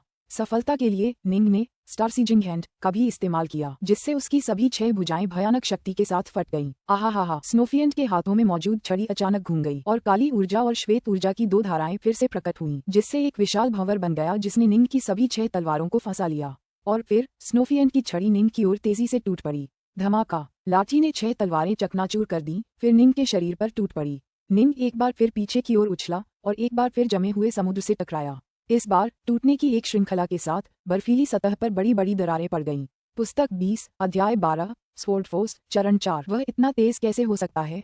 मेरी तलवारबाजी तो पहले से ही काफी तेज है और मैंने 6 तलवारों से एक साथ 6 हमले किए, लेकिन वह उन सभी को रोकने में कामयाब रहा। जमे हुए समुद्र में गिरने के बाद निंग तेजी से वापस हवा में उड़ गया। उसकी आंखें अविश्वास से भरी हुई थीं। अभी अभी उसने अपनी सभी 6 भुजाओं से स्टार सीजिंग हैंड का इस्तेमाल किया था, फिर भी उसका दुश्मन उसे आसानी से चकनाचूर कर सकता था। दोनों के बीच शक्ति के अंतर ने निंग को काफी दुखी महसूस कराया। हृदय शक्ति, अंततः यह अभी भी ऊर्जा का एक क्षणिक अदृश्य रूप है। घनिष्ठ युद्ध में शक्ति केवल एक पहलू है, युद्ध तकनीकें उससे भी ज्यादा मायने रखती हैं। निंग ने मन ही मन आह भरी। वह बहुत पहले ही देख पाया था कि यह स्नोफिएंट ताइजी बल पर नियंत्रण रखता है और उसकी युद्ध तकनीकें भी अतुलनीय रूप से गहन थीं। निंग की अपनी तलवार शक्ति अभी तीसरे चरण तक ही पहुंची थी। स्पष्ट रूप से तकनीक के मामले में उसकी ब्राइट मून तलवार कला उसके दुश्मन की लाठी कलाओं से पूरी तरह से परास्त थी। युद्ध कौशल में अंतर बहुत ज्यादा था। 3 सिर और 6 भुजाओं के बावजूद निंग अभी भी पूरी तरह से नुकसान में था। आहा, आओ आओ आओ, फिर से स्नोफिएंड उत्तेजित हो रहा था और उसने अपने हाथों में सुनहरा डंडा घुमाया, जिससे वह एक बार फिर चीखने लगा। जहां तक निंग का प्रश्न है, वह भी आगे बढ़ा और एक बार फिर लड़ाई में शामिल हो गया। Clang clang clang, boom boom boom, दोनों ने जमे हुए समुद्र पर जबरदस्त लड़ाई लड़ी। निंग बार बार पीछे की ओर धराशायी हो जाता, लेकिन 8-9 रहस्यमयी कला की बदौलत वह अपने दुश्मन पर वार जारी रख पाया। उसे पूरे समय स्टार सीजिंग हैंड को संभाले रखना पड़ा, वरना दुश्मन से टकराते ही उसकी तलवारें तुरंत उड़ जाती। कच्ची ताकत में अंतर बहुत ज्यादा था, केवल स्टार सीजिंग हैंड का इस्तेमाल करके ही वह बराबरी बनाए रख पाया। बीच बीच में निंग अपनी हृदय शक्ति को भी फूटने देता। इससे स्नोफिएंड के शरीर पर भी कुछ घाव हो जाते, लेकिन स्नोफिएंड का शरीर अनगिनत बर्फ के टुकड़ों में बदल सकता था, फिर खुद को फिर से बना सकता था। ये हल्के घाव बिल्कुल बेकार थे। दिलचस्प, तुम सचमुच अचानक बड़ी शक्ति के साथ इतनी तेजी से फूट सकते हो कि मैं भी उसे भांप नहीं सकता। क्या यही हृदय शक्ति की पौराणिक, अदृश्य, निराकार शक्ति है? स्नोफिएंड ने निंग से बातें करते हुए अपने हमले जारी रखे, जिसने बस दांत पीसकर जवाबी हमला किया। ये पहली बार था जब उसने खुद को किसी ऐसे व्यक्ति से पूरी तरह से परास्त पाया जो उसकी ही शक्ति के स्तर पर था। ताकत में, फुर्ती में, तकनीक में, हर पहलू में वह पिछड़ रहा था। तेज और तेज 5 खजाने मैनुअल सही था जब उसने कहा कि गति के अजेय स्तर तक पहुंचने पर किसी के हमले पूरी तरह से अजेय हो जाएंगे। जब स्वर्ण कौवा, राक्षसों का सम्राट, अपनी चरम गति पर पहुंच गया तो आदिकाल की कोई भी प्रमुख शक्ति उसका कुछ नहीं बिगाड़ सकी। अंततः होवी को उसे मारने के लिए एक विशेष बाण का प्रयोग करना पड़ा। अगर मैं अपनी तलवार को पर्याप्त तेज कर लूं तो वह मुझे रोक नहीं पाएगा। निंग ने उन्मत्त होकर आक्रमण किया, रक्षा को पूरी तरह से नजरअंदाज कर दिया और केवल आक्रमण पर ध्यान केंद्रित किया। उसने जिन 2 मुद्राओं का प्रयोग किया वे थीं छायाहीन और रक्तपात। हालांकि ब्राइट मून तलवारबाजी में 3 आक्रमणकारी मुद्राएं थीं। हेवन ब्रेकर मुख्य रूप से भार और शक्ति से कुचलने पर निर्भर था। निंग और स्नोफिएंड के बीच ताकत का अंतर बहुत ज्यादा था। स्नोफिएंड का अपना मुख्य कौशल प्रत्येक स्टाफ स्मैश में अत्यधिक शक्ति का उपयोग करने पर केंद्रित था। निंग के लिए हेवन ब्रेकर मुद्रा का उपयोग करके सीधे मुकाबला करना एक मूर्खतापूर्ण निर्णय होगा। वह अपनी कमजोरी का इस्तेमाल दुश्मन की ताकत का मुकाबला करने के लिए कर रहा होगा। अगर वह ऐसा करता तो उसे बुरी तरह हार का सामना करना पड़ता। छायाहीन मुद्रा, रक्त बूंद मुद्रा। उसके हमले कभी बेतरतीब और विचित्र होते थे तो कभी तेज और क्रूर। 3 सिरों और 6 भुजाओं वाला, वह बेतहाशा हमले और उससे भी ज्यादा हमले करता। और तेज और तेज और तेज। स्नोफिएंड ने स्वयं उस सुनहरे डंडे को घुमाना जारी रखा। उसके चारों ओर काली और सफेद ऊर्जा की 2 धाराएं चक्राकार रूप में प्रवाहित हो रही थीं, जिसने निंग के सभी हमलों को पूरी तरह से बंद कर दिया। मैं अभी भी पर्याप्त तेज नहीं हूँ। निंग की 6 तलवारों से एक प्राकृतिक, धुंधली सुनहरी रोशनी निकल रही थी। ये रोशनी वाकई अद्भुत और प्रभावशाली थी, लेकिन निंग चाहे कितनी भी बहादुरी और क्रूरता से लड़े, उसके हमले उसकी साधारण सी दिखने वाली लाठी तकनीकों से छिन्न भिन्न हो जाते थे। लंबे समय तक लड़ने के बाद निंग की दिव्य शक्ति समाप्त होने के करीब थी। लगता है तुम अभी भी काफी अच्छे नहीं हो, स्नोफिएंड ने मन ही मन हंसते हुए कहा। उसकी छड़ी ने निंग को पूरी तरह से दबा दिया। निंग ने उन्मत्त गति से हमले जारी रखे। अचानक 6 तलवारों में से एक तलवार विस्मयकारी शक्ति के साथ फूट पड़ी। फिर से हार्ट फोर्स। स्नोफिएंड को जरा भी चिंता नहीं हुई। हालांकि निंग का ये तलवार का वार पहले से भी ज्यादा अजीब और अथाह था, और हालांकि अचानक बढ़ी हुई शक्ति के कारण उसकी तलवार स्नोफिएंड के शरीर के पास पहुंच गई थी, फिर भी स्नोफिएंड अपनी लाठी से निंग की तलवार के किनारे को काटकर उसे गिराने में कामयाब रहा। निंग स्नोफिएंड के पार्श्व भाग पर सिर्फ एक वार ही कर पाया, लेकिन ठीक इसी समय निंग के एक हाथ से अचानक तलवार निकली। हाथ का आकार अचानक बढ़ गया और वह स्नोफिएंड की ओर बढ़ा। ये हमला बहुत ही अचानक हुआ था। हृदय बल से भरी तलवार तो बस एक छलावा थी। निंग का असली मकसद ये सुनिश्चित करना था कि उसका ये हाथ दुश्मन के करीब पहुंच सके। जिस क्षण तलवार का हमला असफल हुआ, निंग ने तलवार छोड़ दी और अपने हाथ को अपना असली हथियार बना लिया। अरे! चौंककर स्नोफिएंड जल्दी से पीछे की ओर बढ़ा। उसकी चाल ढाल भी कमाल की थी और निंग का पिंजों वाला वार स्नोफिएंड के सिर्फ एक हाथ को ही पकड़ पाया। तोड़ो! स्नोफिएंड बेपरवाही से हंसा। वह बर्फ से बना था और उसका शरीर उसकी इच्छानुसार प्रकट या विलीन हो सकता था। एक हाथ का कटना उसके लिए कोई मायने नहीं रखता था। उसकी एक भुजा निंग द्वारा जब्त कर ली गई थी, लेकिन दूसरी तलवार ने लंबी छड़ी को चलाना जारी रखा और निंग की अन्य 5 तलवारों के खिलाफ लड़ाई जारी रखी। धमाका! एक रक्तरंजित तलवार की नोक अचानक स्नोफिएंड के माथे से बाहर निकल आई। स्नोफिएंड के चेहरे पर हैरानी का भाव था। क्या उसके सिर पर सचमुच चाकू मारा गया था? फुश! कुछ ही पल बाद स्नोफिएंड का शरीर पूरी तरह से बिखर गया और कुछ ही पल बाद एक तरफ मुड़ गया। वह अविश्वास से उस दिशा को देखने लगा जहां से उस पर हमला हुआ था। एक पल के लिए जी निंग वहां खड़ी थी। स्नोफिएंड ने 2 सफेद वस्त्रधारी जी निंग को घूर कर देखा। अभी अभी जब तुमने अपनी तलवार छोड़ी और मुझे पकड़ा, तो क्या ये सब तुम्हारे दूसरे क्लोन को मौका देने के लिए था? स्नोफिएंड ने निंग की ओर देखा। हाँ, निंग ने सिर हिलाया। तुम वाकई मुझसे ज्यादा ताकतवर हो। मैं तुम्हारी बराबरी का नहीं हूँ, इसलिए मुझे तुम्हारे साथ एक छोटी सी चाल चलनी पड़ी। पहले तुमने अपनी तलवार में जबरदस्त ताकत भरी, फिर तलवार छोड़ी और अपने हाथ से मुझ पर वार किया। तुम्हारा ये हाथ तुम्हारी तलवार से कमजोर नहीं है, स्नोफिएंड ने कहा। सही कहा। सच कहूं तो मेरा हाथ थोड़ा ज्यादा शक्तिशाली है, निंग ने कहा। निंग के तारों को पकड़ने वाले हाथ ने उसके हाथों को सर्वोच्च प्रोटोकॉस्मिक आत्मिक खजानों के बराबर बना दिया था। हालांकि वे तलवार के आकार के नहीं थे, फिर भी उनकी ताकत उच्च श्रेणी की प्रोटोकॉस्मिक तलवारों के बराबर थी। स्वाभाविक रूप से उसके हाथ उन तलवारों से थोड़े ज्यादा शक्तिशाली होंगे जिनका वह इस्तेमाल कर रहा था। हालांकि मेरी हथेलियां थोड़ी ज्यादा शक्तिशाली हैं और मेरा हमला अचानक हुआ। फिर भी आपकी चपलता की तकनीकें बहुत प्रभावशाली हैं। मैं सिर्फ आपकी बांह ही पकड़ पाया। निंग ने अपना सिर हिलाया। तुमने तलवार इसलिए छोड़ी ताकि तुम अपने हाथ से हमला कर सको, लेकिन अगर हाथ कामयाब भी हो गया तो भी तुम्हारे पास अपने दूसरे शरीर का इस्तेमाल करने का विकल्प होगा, जो तुम्हारे पहले शरीर जितना ही मजबूत है। स्नोफिएंट ने अपना सिर हिलाया। एक पल के लिए मैं तुम्हारे हाथों में बंध गया था।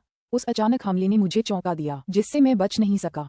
मुझे अपनी हार का पूरा यकीन है, निंग ने कहा। मैं पर्याप्त मजबूत नहीं था, इसलिए मेरे पास छल कपट के अलावा कोई विकल्प नहीं था।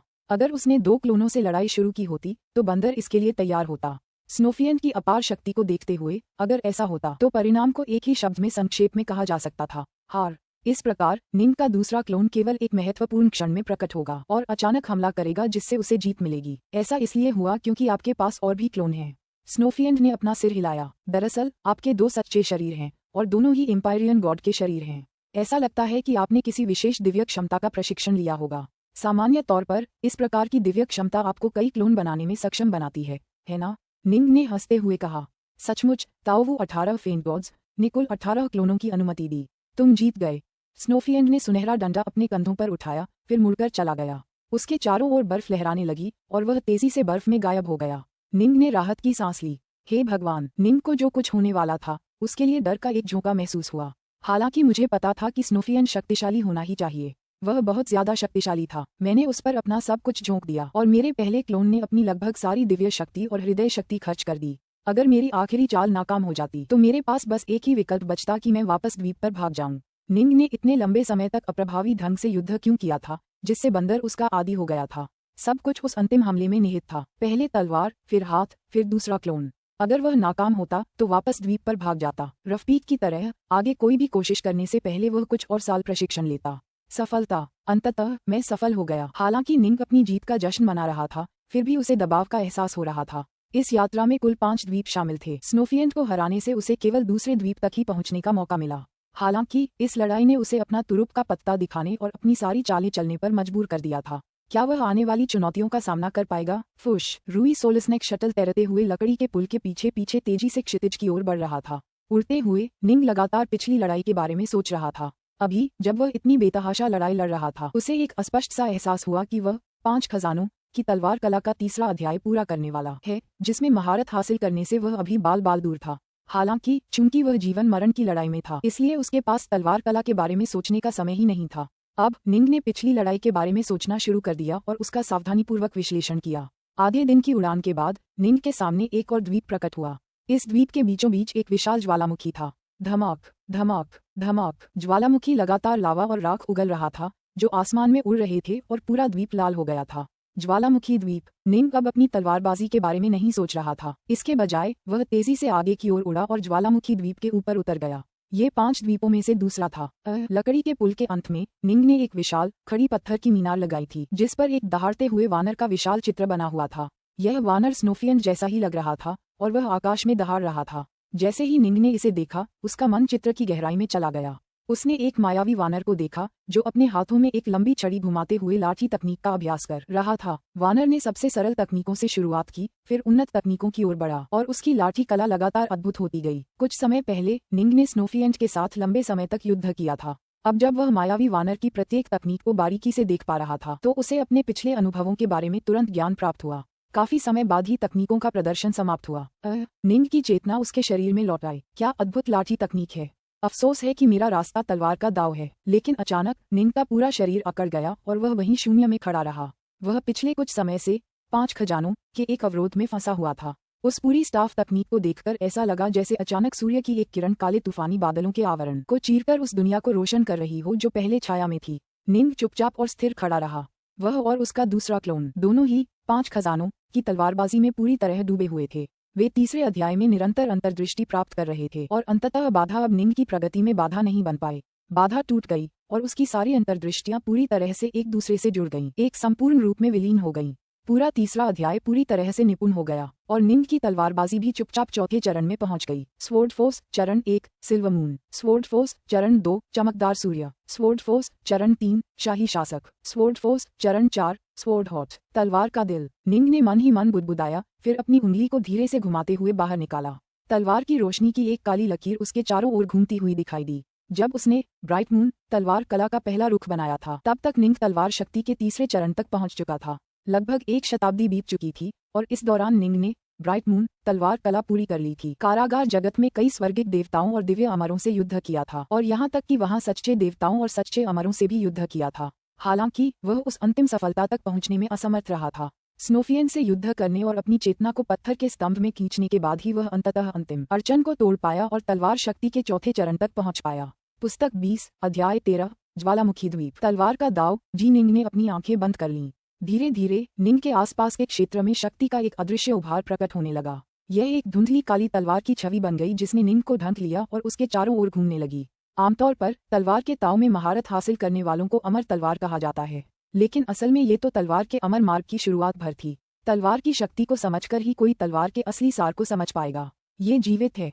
निंग ने अपनी आंखें खोलीं और अपने चारों ओर धुंधली भ्रामक काली तलवार को घूरने लगा। चौथे चरण की तलवारबाजी के इस प्रकटीकरण ने निंग को भ्रामक तलवार की बचकानी चंचलता का स्पष्ट एहसास कराया। यह एक छोटे बच्चे की तरह था जो निंग से चिपके रहना बेहद पसंद करता था, जिससे निंग का दिल खुशी से भर गया। चेतना, जीवन। तलवारबाजी के पहले 3 चरणों में केवल शक्ति का कठोर प्रयोग शामिल था, लेकिन तलवारबाजी के चौथे चरण में वास्तव में जीवन और चेतना दोनों प्राप्त हुए। हालांकि बुद्धि का स्तर बहुत कम था, फिर भी यह निंग को पूरी तरह से अचेत करने के लिए पर्याप्त था। इससे पहले, जब तक उसका हृदय बल वास्तव में चौथे चरण तक नहीं पहुंच गया था, निंग ने अपनी तलवार शक्ति से कभी इसका एहसास नहीं किया था। जहां तक हृदय शक्ति का सवाल है, वह स्वयं उससे आती थी। यह उसके अपने हृदय की शक्ति थी। हालांकि तलवार शक्ति तलवार के एक रहस्यमय, अकथनीय, अथाह सार से आती थी। निंग जिस मार्ग पर चल रहा था, वह तलवार के मूल सार को खोजने का मार्ग था। फुश। निंग खड़ा हुआ, हाथ हिलाया और काली तलवारबाज सेना ने भी उसी तरह जवाब दिया। कितनी जबरदस्त ताकत। इससे पहले मैं अपने वरिष्ठ प्रशिक्षु भाई सिल्वमून और रिड्सनो से थोड़ा कमजोर था, क्योंकि मैंने पर्याप्त प्रशिक्षण नहीं लिया था। हालांकि मेरा हृदय बल जबरदस्त है, लेकिन युद्ध में ये बहुत जल्दी खत्म हो जाता है। जब मैं अपने से कमजोर लोगों को परास्त करना चाहता हूँ, तो यह मुझे 1-2 वार में ही जीत दिला देता है, लेकिन जब मैं अपने ही स्तर के विशेषज्ञों से लड़ता हूँ, तो यह ज्यादा देर तक नहीं टिकता। हालांकि स्वॉर्ड फोर्स में कोई दिव्य शक्ति खर्च नहीं होती और यह एक निरंतर, अखंड धारा में आता है। निंग बेहद खुश था। तलवार की शक्ति को सही रूप से समझ लेने पर एक सामान्य व्यक्ति भी अपने मुक्कों और लातों में चौथे चरण की तलवार की शक्ति का समावेश कर सकेगा। मुझे थोड़ा सा अंदाजा हो रहा है कि इस तलवारबाजी की शक्ति उस शक्ति के लगभग 80% के बराबर है जो मैं अपनी हृदय शक्ति का अधिकतम उपयोग करने पर प्रकट करता हूँ। निंग ने आश्चर्य से आह भरी। हालांकि यह केवल 80% थी, लेकिन इसका इस्तेमाल हर वार और चोट में किया जा सकता था। एक लंबी लड़ाई में यह निंग के लिए हृदय शक्ति से कहीं ज्यादा उपयोगी होगी। आज से आमने सामने की लड़ाई में मैं अब वरिष्ठ प्रशिक्षु भाई सिल्वमून और रिड्सनो के बराबर हूँ। खुद को शांत करने के बाद निंग ने ज्वालामुखी द्वीप पर एक नजर डाली। इस द्वीप के बीचों बीच एक विशाल ज्वालामुखी था जो कभी कभी लावा उगल रहा था। हालांकि ज्वालामुखी द्वीप के आसपास का समुद्र पूरी तरह से जम गया था और उसके चारों ओर अनगिनत बर्फ के टुकड़े गिर रहे थे, इसलिए ज्वालामुखी द्वीप की सीमाएं एकदम सही तापमान पर थीं। सिर्फ ज्वालामुखी ही धधक रहा था। फुसफुसाहट। निंग ने चाहा और उसके बगल में एक दूसरा व्यक्ति प्रकट हुआ। वह एम्पायरियन देवता रफपीक था, जूनियर प्रशिक्षु भाई डार्कनॉर्थ। रफपीक तुरंत मुस्कुराया और बाहर निकलते ही निंग को पुकारा, लेकिन अपने आसपास का नजारा देखकर वह तुरंत दंग रह गया। ज्वालामुखी से आग निकल रही है। ये दृश्य बर्फीले द्वीप से बिल्कुल अलग था। ये जगह है, रफपीक हकलाया। ये दूसरा द्वीप है। मैं इसे ज्वालामुखी द्वीप कहता हूँ, निंग ने कहा। तुम सच में कामयाब हो गए। आहा, शानदार, कमाल। रफपीक ने उत्साह भरी आंखों से निंग की ओर देखने के लिए अपना सिर घुमाया। जूनियर प्रशिक्षु भाई डार्कनॉर्थ, सच कहूं तो मुझे सचमुच नहीं लगा था कि तुम कामयाब हो पाओगे। दरअसल तुम्हारी अमर संपत्ति में कुछ दिन बिताने के बाद मुझे सचमुच डर लग रहा था कि तुम पहले ही असफल हो चुके हो, लेकिन तुम सचमुच कामयाब हो गए। कमाल है, बस कमाल है। रफपीक को सचमुच निंग पर उतना भरोसा नहीं था। उसने देखा था कि निंग ने बर्फीले द्वीप पर स्नोफियंट क्लोन को कैसे मारा था, और यह भी देखा था कि निंग की तलवारबाजी सिर्फ तीसरे स्तर की तलवारबाजी के स्तर की थी। हालांकि निंग की तलवार की गति बहुत तेज थी, इसलिए उसे लगा कि स्नोफियंट उसे पहचान लेगा। उसे हराने के लिए स्नोफियंट को हराना जरूरी नहीं था। अगर कोई उससे काफी देर तक लड़े और उसे पहचान ले, तो उसे आगे निकलने दिया जा सकता था। निंग ने पत्थर के स्तंभ का विश्लेषण करने में काफी समय बिताया था। हालांकि निंग को लगा था कि बस एक छोटा सा पल ही बीता है, लेकिन सच तो ये था कि उसने उस पर 2 दिन से भी ज्यादा समय बिताया था। अमर संपत्ति के भीतर इतने लंबे समय तक इंतजार करने के बाद रफीक को लगा कि स्नोफाइंड ने निन को इसलिए जाने दिया क्योंकि दोनों के बीच इतने लंबे समय तक लड़ाई हुई थी कि स्नोफाइंड ने निन की शक्ति को स्वीकार कर लिया था। निन हंसा, भाग्य भी इसमें शामिल था। स्नोफिएंड को पार कर पाना आपकी ताकत साबित करता है। रफीक ने आह भरी। कोई बात नहीं, हम आखिरकार बर्फ के द्वीप से निकल ही गए। मैं उस जगह से बहुत ज्यादा ऊब चुका हूँ। निंग ने कहा, ये द्वीप वास्तव में बहुत सुंदर था। जब तुम एक ही जगह पर अकेले अनगिनत डरावने साल बिता चुके हो तो वह जगह तुम्हारे लिए नर्क बन जाएगी, चाहे वह कितनी भी खूबसूरत क्यों न हो। रफीक ने जल्दी से कहा, चलो यहाँ बातें नहीं करते, आगे क्या है ये देखते हैं। देखते हैं कि इस द्वीप पर कोई और एम्पायरियन देवता हैं या नहीं। हम जितना आगे जाएंगे बचे हुए एम्पायरियन देवता उतने ही ज्यादा ताकतवर होंगे। अगर वे अगले द्वीप तक नहीं पहुंच पाते तो भी वे काफी समय तक जिंदा रह सकते हैं। हाँ चलो देखते हैं। निंग ने सिर हिलाया। निंग और रफीक ज्वालामुखी द्वीप पर घूमते हुए वहां के नज़ारों का आनंद लेते रहे। थोड़ी देर बाद उन्हें नुकीले महलों की एक घुमावदार श्रृंखला दिखाई दी। वहां अगर कोई जीवित एम्पायरियन देवता है तो उन्हें वहां रहना चाहिए। रफीक ने जल्दी से महलों की ओर इशारा किया। जैसे ही उसके शब्द निकले, फुफ, एक फर पोशाकधारी हृष्ट-पुष्ट कांसे जैसी आंखों वाला आदमी एक महल के द्वार पर प्रकट हुआ। बाहर की ओर देख रहा था। उसने तुरंत निंग और रफीक दोनों को देखा। सबसे बड़ा भाई, दूसरा भाई, तीसरा भाई, चौथा भाई, पांचवा भाई, सातवीं बहन। हृष्ट-पुष्ट आदमी ने तुरंत ऊंची आवाज में पुकारा, स्विश स्विश स्विश। एक के बाद एक आकृतियां दूसरे महलों से बाहर निकलने लगीं। वे सब एक साथ इकट्ठा हो गए और उन दोनों नए लोगों को घूरने लगे। उनमें से 6 पुरुष थे, एक महिला। सभी ने फर वाले कपड़े पहने हुए थे। क्या यह मेरा युवा मित्र रफीक है? अचानक झुर्रियों वाले चेहरे वाले एक आदमी ने दोनों को पुकारा। 7 ड्रैगन देवता, क्या आप सभी अभी भी जीवित हैं? रफीक जोर जोर से हंसने लगा। आदिकालीन युग के 7 ड्रैगन देवता? निंग भी सचमुच हैरान था। इस जगह आने से पहले उसने स्वाभाविक रूप से अंडमान झील में प्रवेश करने वाले एम्पायरियन देवताओं के बारे में पढ़ा था। आदिकाल में 7 ड्रैगन देवताओं ने अंडमान झील में प्रवेश किया था। तब से अनगिनत वर्ष बीत चुके थे और रफीक के साथ बातचीत के दौरान निंग को पता चला कि बर्फ के इस द्वीप पर हर 1000 साल में हमले होते थे। संभवतः यही बात अन्य द्वीपों के लिए भी सच थी। अंडमान झील में 100 करोड़ साल तक जीवित रह पाना एक अजूबा था। आदिकाल से लेकर आज तक जीवित रह पाना। युवा दोस्त रफीक, तुम इस नरक में क्यों आए हो? हमें इस नरक में कभी नहीं आना चाहिए था। निंग और रफीक उन 7 की ओर बढ़े तो सबसे बूढ़ा दिखने वाला आदमी बोला, पछतावे के लिए बहुत देर हो चुकी है। मैं तो पहले ही यहाँ पहुँच चुका हूँ। रफीक ने आह भरी। मैं 10 करोड़ से भी ज्यादा सालों से बर्फीले द्वीप पर फंसा हुआ था, लेकिन तुम 7 ने आदिकाल में ही प्रवेश किया था। मैं तुम्हारा बहुत सम्मान करता हूँ। तुम वाकई इतने लंबे समय तक जीवित रह पाए। आहा, और ये नया दोस्त कौन है? एक लाल बालों वाले आदमी ने निंग की तरफ देखा। उसकी आंखों में एक दोस्ताना भाव था। हालांकि मैं उसे पहचान नहीं पा रहा हूँ, पर मुझे लग रहा है कि वो मेरा एक भाई है, एक इंसान।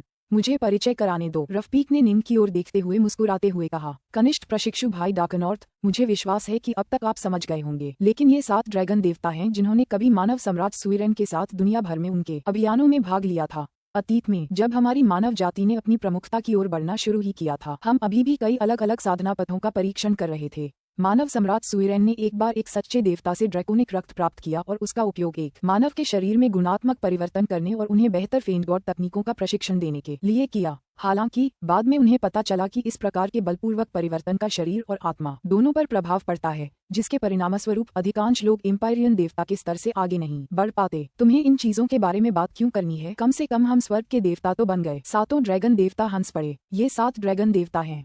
सबसे बड़े हैं एम्पायरियन देवता विदर ड्रैगन। ये है दूसरे एम्पायरियन देवता फियर्स ड्रैगन। ये है तीसरे एम्पायरियन देवता ब्लैक ड्रैगन। ये है चौथे एम्पायरियन देवता ड्रैगन कॉला। ये है 5वें एम्पायरियन देवता आउल ड्रैगन। ये है 6ठे एम्पायरियन देवता टायरानो ड्रैगन। और ये जो इन 7 में सबसे सुंदर है, स्वाभाविक रूप से एम्पायरियन देवता वोई ड्रैगन होगा। मुस्कुराते हुए रफीक ने परिचय कराया। जहाँ तक निंग का प्रश्न है, वह इन 7 के प्रति सच्ची प्रशंसा महसूस करता था। निंग को हमेशा से ही शुरुआती मानव विशेषज्ञों के प्रति सच्ची श्रद्धा रही है। उन्होंने अपने सभी मानव वंशजों के लिए एक आधार स्थापित किया था और उन्होंने नई साधना विधियों का परीक्षण करने के लिए अपने शरीर का भी उपयोग किया था। सिर्फ ये 7 ही नहीं थे जिन्होंने अपने शरीर को रूपांतरित करने के लिए ड्रैकोनिक रक्त का उपयोग करने का प्रयास किया था। कई अन्य लोग भी उसी समय मर गए थे। उनके शरीर तुरंत फट गए थे। आखिरकार एक क्रूर सच्चे ईश्वर के खून का सामना कोई भी नहीं कर सकता था। वे 7 सुइरेन के शुरुआती परीक्षण विषयों में से 7 थे और उन्हें 7 ड्रैगन देवता के रूप में जाना जाने लगा। हालांकि वे सच्चे भाई बहन नहीं थे, फिर भी वे सच्चे भाई बहनों से भी ज्यादा एक दूसरे के करीब थे। जल्दी करो और अपनी इस युवा दोस्त से मिलवाओ। वहां मौजूद एकमात्र महिला ने फर के कपड़े पहने हुए थे जो उसकी सुंदरता को छिपा नहीं पा रहे थे। उसकी आवाज साफ और कर्कश थी, लेकिन बाकी सभी की तरह ही वीर और बहादुर थी। वह कनिष्ठ प्रशिक्षु भाई डाकनॉर्थ है, जो पितामह सुभूति के शिष्यों में से एक है। रफीक ने आह भरते हुए कहा। डाकनॉर्थ, मेरे युवा मित्र डाकनॉर्थ, बहुत समय हो गया है जब से हमने किसी और इंसान का सामना किया है। हम सातों यहाँ अकेलेपन से लगभग मर ही गए थे। आहा, आओ आओ आओ, इस शराब का स्वाद चखो जिसे हमारी सातवीं बहन ने तात्विक ऊर्जा के संचयन से बनाया है। लंबा, हट्टा कट्टा, कांसे जैसी आंखों वाला वह आदमी, जिसने सबसे पहले निंग और रफीक को देखा था, तुरंत आगे बढ़ा, निंग के कंधों पर हाथ रखा और उसे अपने महल की ओर खींच लिया। आदिकाल के 7 ड्रैगन देवता, स्वर्ग के देवता रफीक और जीनिंग, ये 9 मनुष्य सहज भाव से बैठे और बातें करते हुए बड़े बड़े घूंटों में शराब पीने लगे। मुझे विश्वास है कि आप सातों लोग अब तक जान चुके होंगे कि बाहरी दुनिया अब 3 लोगों के युग में है। रफीक ने अचानक कहा। हाँ, हमने इसके बारे में सुना है। कुछ स्वर्गिक देवताओं ने जो वहां से गुजरे थे, हमें ये बात बताई थी। सबने सिर हिलाया। रफीक ने भी सिर हिलाया। लेकिन मुझे लगता है कि उन स्वर्ग के देवताओं को पता नहीं था कि तीनों लोग संकट की स्थिति में हैं।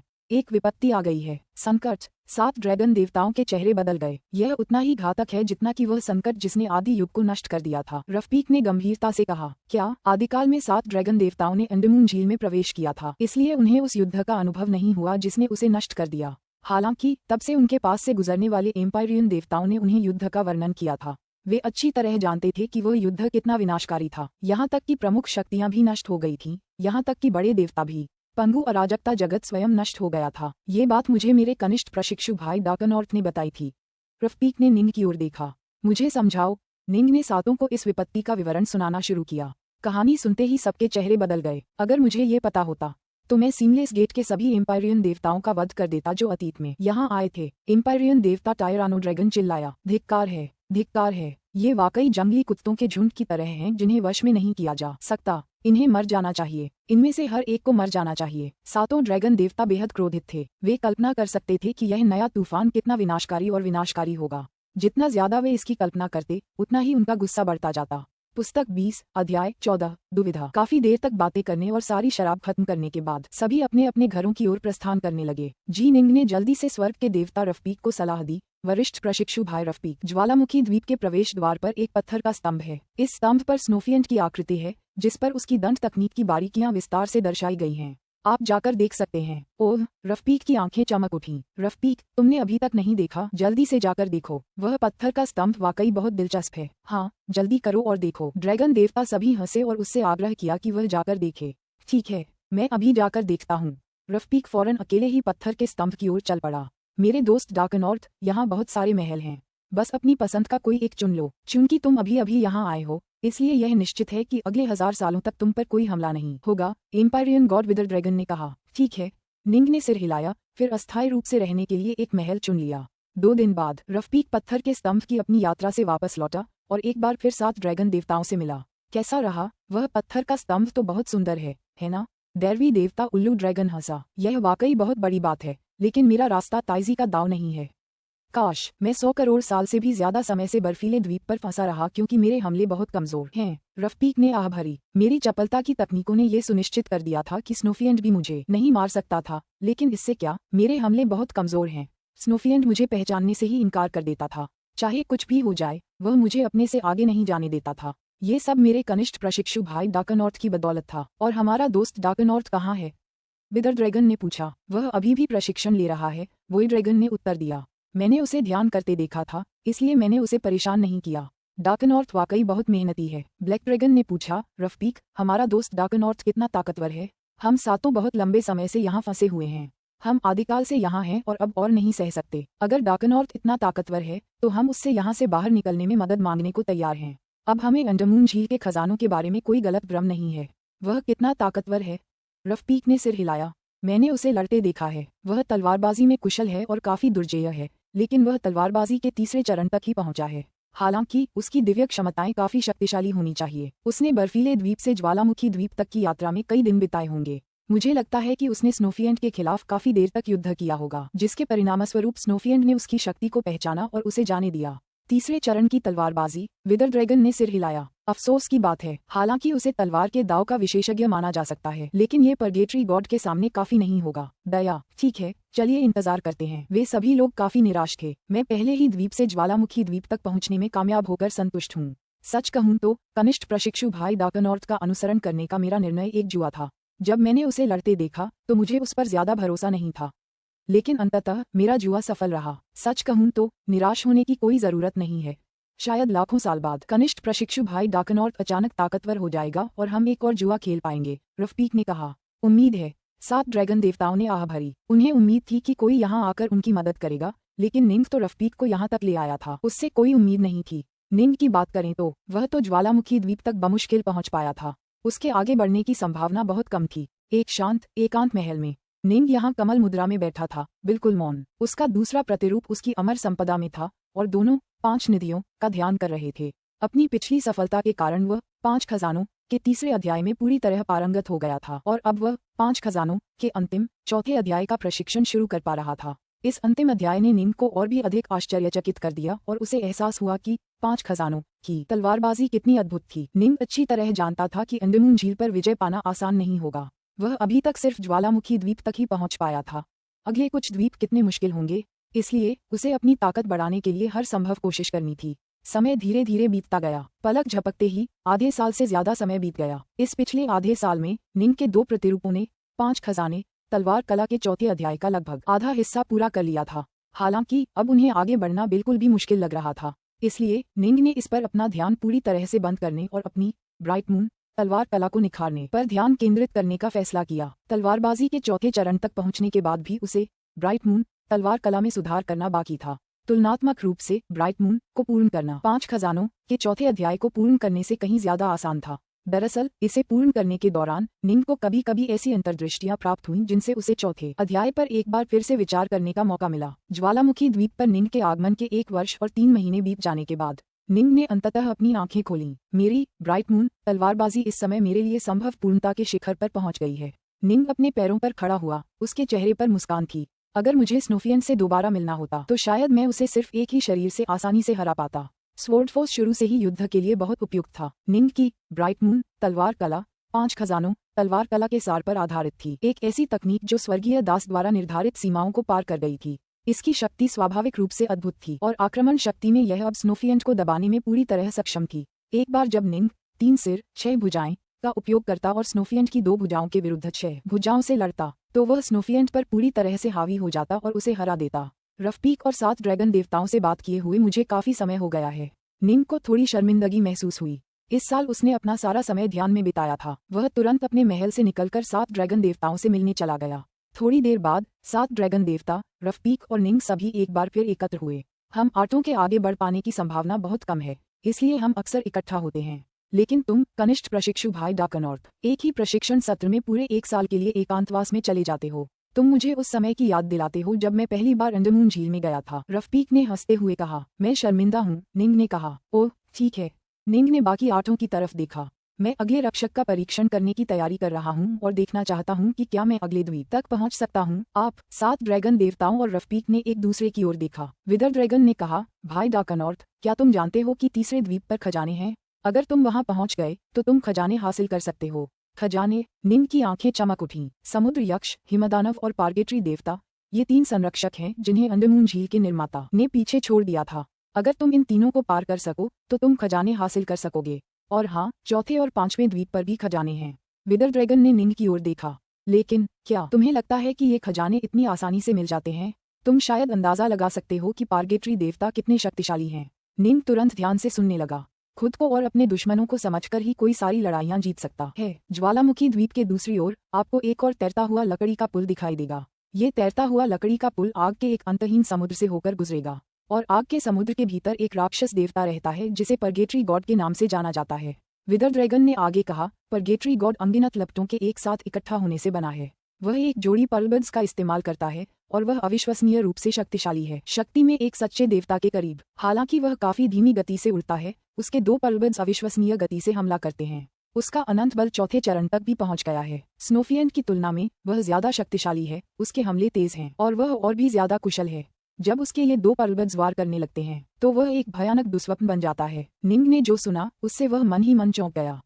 स्नोफियंट से भी ज्यादा ताकतवर और तेज, इसका मतलब था कि इस परगेटरी गॉड की बुनियाद स्नोफियंट से भी बेहतर थी। हम सातों जानते हैं कि वह कितना शक्तिशाली है। सच कहूं तो हम तुम्हारी सफलता की कामना करते हैं, क्योंकि इसी तरह हम तुम्हारा पीछा कर पाएंगे। लेकिन विदर ड्रैगन ने अपना सिर हिलाया।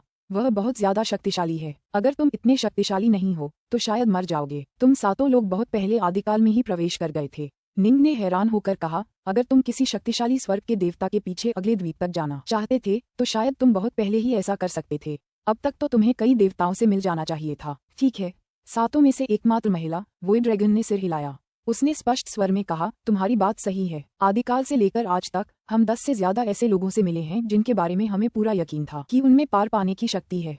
हालांकि वे सभी बहुत पहले आ गए थे। जब हम सातों मिलकर काम करते हैं तब भी जब पापमोचन देवता द्वीप पर हमला करता है तो वह हमारा कुछ नहीं बिगाड़ पाता। हम इतने धैर्यवान थे कि प्रतीक्षा करते रहे और प्रशिक्षण लेते रहे, इस उम्मीद में कि हम अपनी शक्ति के बल पर आगे बढ़ पाएंगे। हालांकि लगभग 30 करोड़ साल पहले परगेटरी गॉड ने हमें बताया था कि हमने अंडमान झील में लगभग एक पूरा अराजकता चक्र बिता लिया है। 100 करोड़ साल बाद वह अपनी पूरी शक्ति से हम सबको मिटा देगा। वोइड ड्रैगन की निगाहें धुंधली पड़ गईं। तभी हमें एहसास हुआ कि अंडमान झील हमें जो समय देती है उसकी एक सीमा है।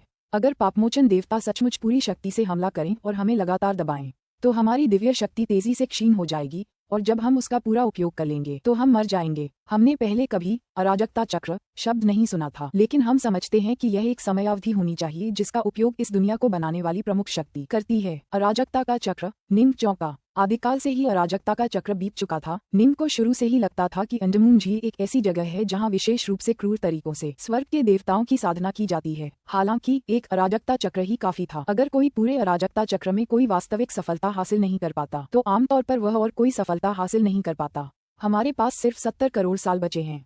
टायरानोड्रैगन की गहरी सुरीली आवाज गूंजी। हम हार मानने को बिल्कुल तैयार नहीं हैं। हम जीना चाहते हैं, इसलिए अभी हमारी एकमात्र आशा एक शक्तिशाली स्वर्ग के देवता को ढूंढना है जो हमें अपने साथ ले जा सके। लेकिन अफसोस, हाल ही में ऐसा कोई देवता प्रकट नहीं हुआ है। निंग ने सिर हिलाया। पिछले 1 करोड़ सालों में वह अकेला व्यक्ति था जिसने अंदर प्रवेश किया था। हालांकि हम सचमुच इस जगह से जाना चाहते हैं और यहाँ यूं ही मरना नहीं चाहते। जी निंग, तुम अभी इतनी ताकतवर नहीं हो, टायरानोड्रैगन ने आगे कहा। कृपया मुझे कुछ अप्रिय कहने के लिए दोष न दें, लेकिन पार्गेटरी गॉड वाकई अविश्वसनीय रूप से शक्तिशाली है। तुम्हारा तीसरे चरण का तलवार बल, वह पर्याप्त नहीं है। तुम्हारे पास उससे आगे निकलने की ज्यादा संभावना नहीं है। उससे आगे निकलने के लिए तुम्हें आमतौर पर थंडर फोर्स, ताइजी फोर्स, इन्फिनिफोर्स, हार्ट फोर्स आदि के चौथे चरण तक पहुंचना होगा। सफलता की कोई भी उम्मीद रखने के लिए तुम्हें चौथे चरण तक पहुंचना होगा। और निश्चित रूप से यदि आप विशेष रूप से युद्ध प्रकार के बल में कुशल हैं, जैसे तलवार बल या कृपाण बल, तो आप पूरी तरह से सफल होने में सक्षम होंगे। टायरानोड्रैगन ने निंग की ओर देखा। भाई डार्कनॉर्थ, तुम्हें कोशिश करने से पहले कम से कम एक अच्छा मौका मिलने तक इंतजार करना चाहिए, वरना तुम अपनी जान से खेल रहे होगे। अगर तुम भाग्यशाली रहे तो शायद बच जाओगे, लेकिन अगर नहीं तो वहीं मर जाओगे। छोटे प्रशिक्षु भाई डार्कनॉर्थ, बेहतर होगा कि आप कुछ समय तक धैर्यपूर्वक प्रतीक्षा करें। आप हमारे जैसे नहीं हैं। आपके सामने अभी भी एक लंबा रास्ता है, रफीक ने कहा।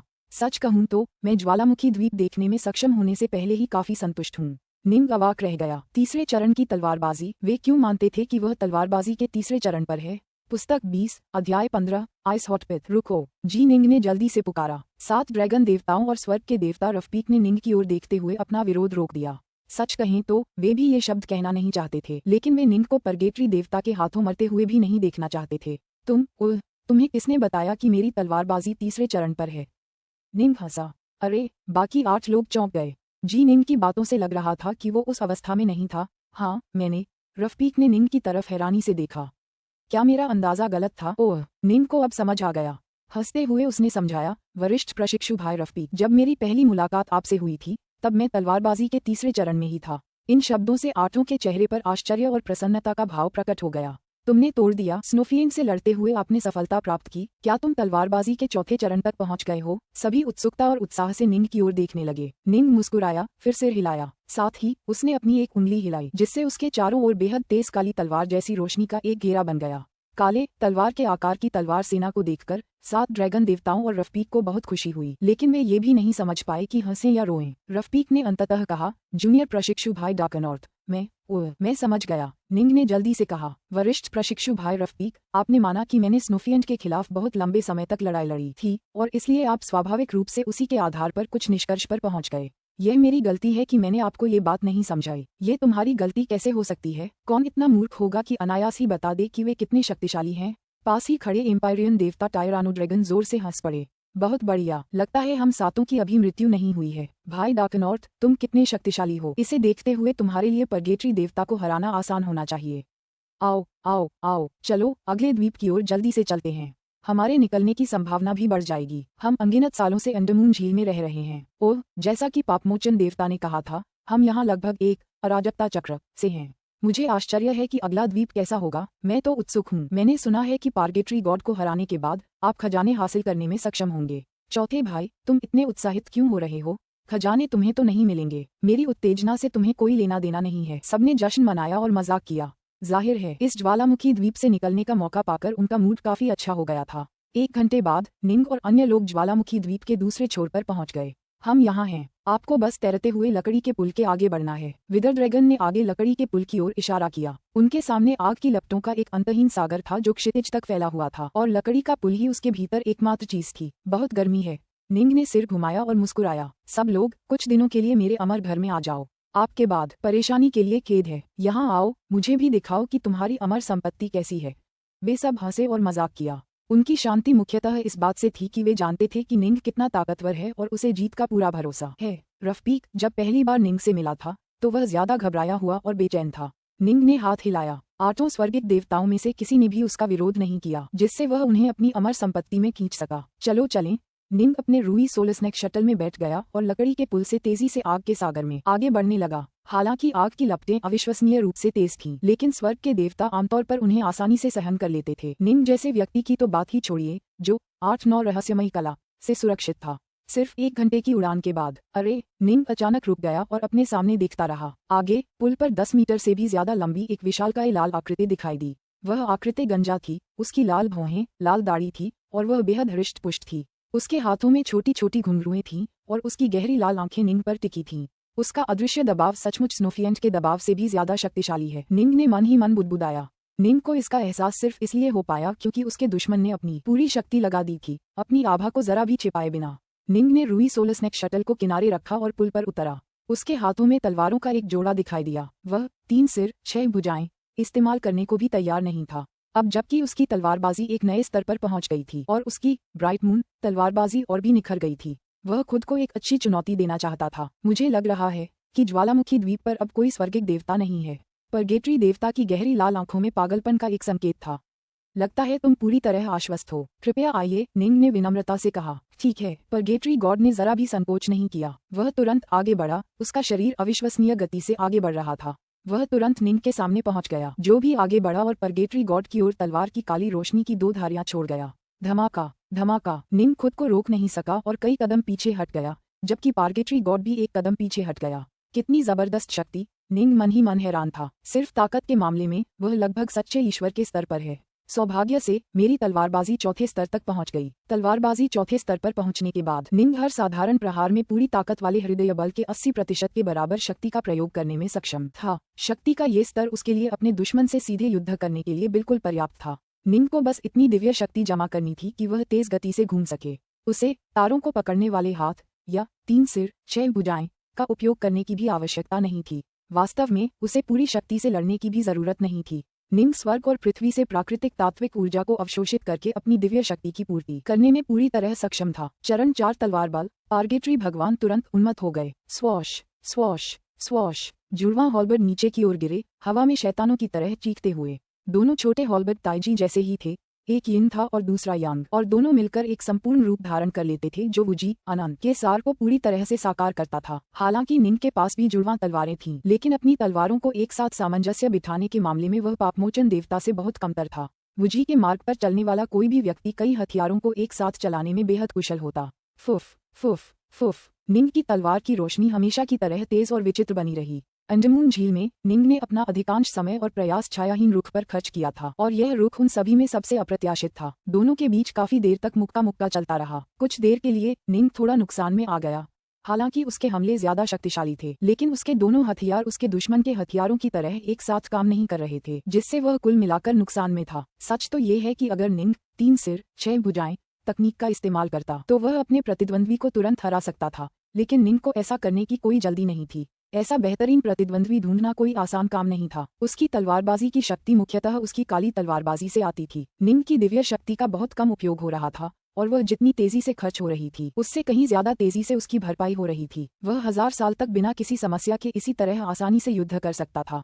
ये युद्ध आधे महीने से भी ज्यादा समय तक चला। निंग ने कुछ ही समय पहले तलवारबाजी के चौथे चरण में प्रवेश किया था। अब जबकि वह इतने लंबे समय तक इतने सटीक प्रतिद्वंद्वी से लड़ने में सक्षम था, उसकी तलवारबाजी और भी निखरती और परिपूर्ण होती गई। हालांकि उसने ज्वालामुखी द्वीप पर अपनी तलवारबाजी का अभ्यास करते हुए 1 साल से भी ज्यादा समय बिताया था, फिर भी उसे खुद को परखने के लिए कोई वास्तविक प्रतिद्वंद्वी नहीं मिला था। एक दुर्जेय प्रतिद्वंद्वी का सामना करने पर ही उसे एहसास हुआ कि उसकी परिष्कृत तलवारबाजी में अभी भी कई क्षेत्रों में कमी है।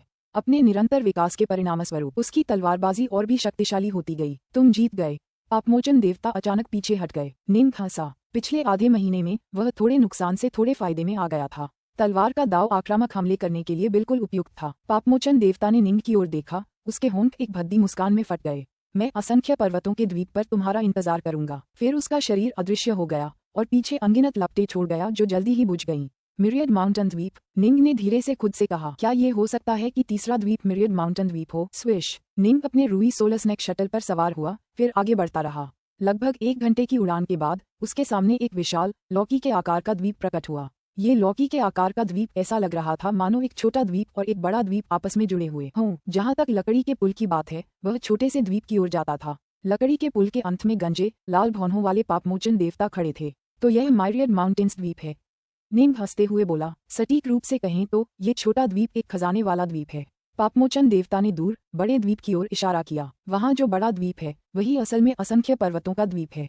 इस छोटे से द्वीप की बात करें तो इसमें काफी खजाने हैं। तुम उनमें से 3 चुन सकते हो। ऐसा करने के बाद तुम्हें बड़े द्वीप में प्रवेश करना होगा।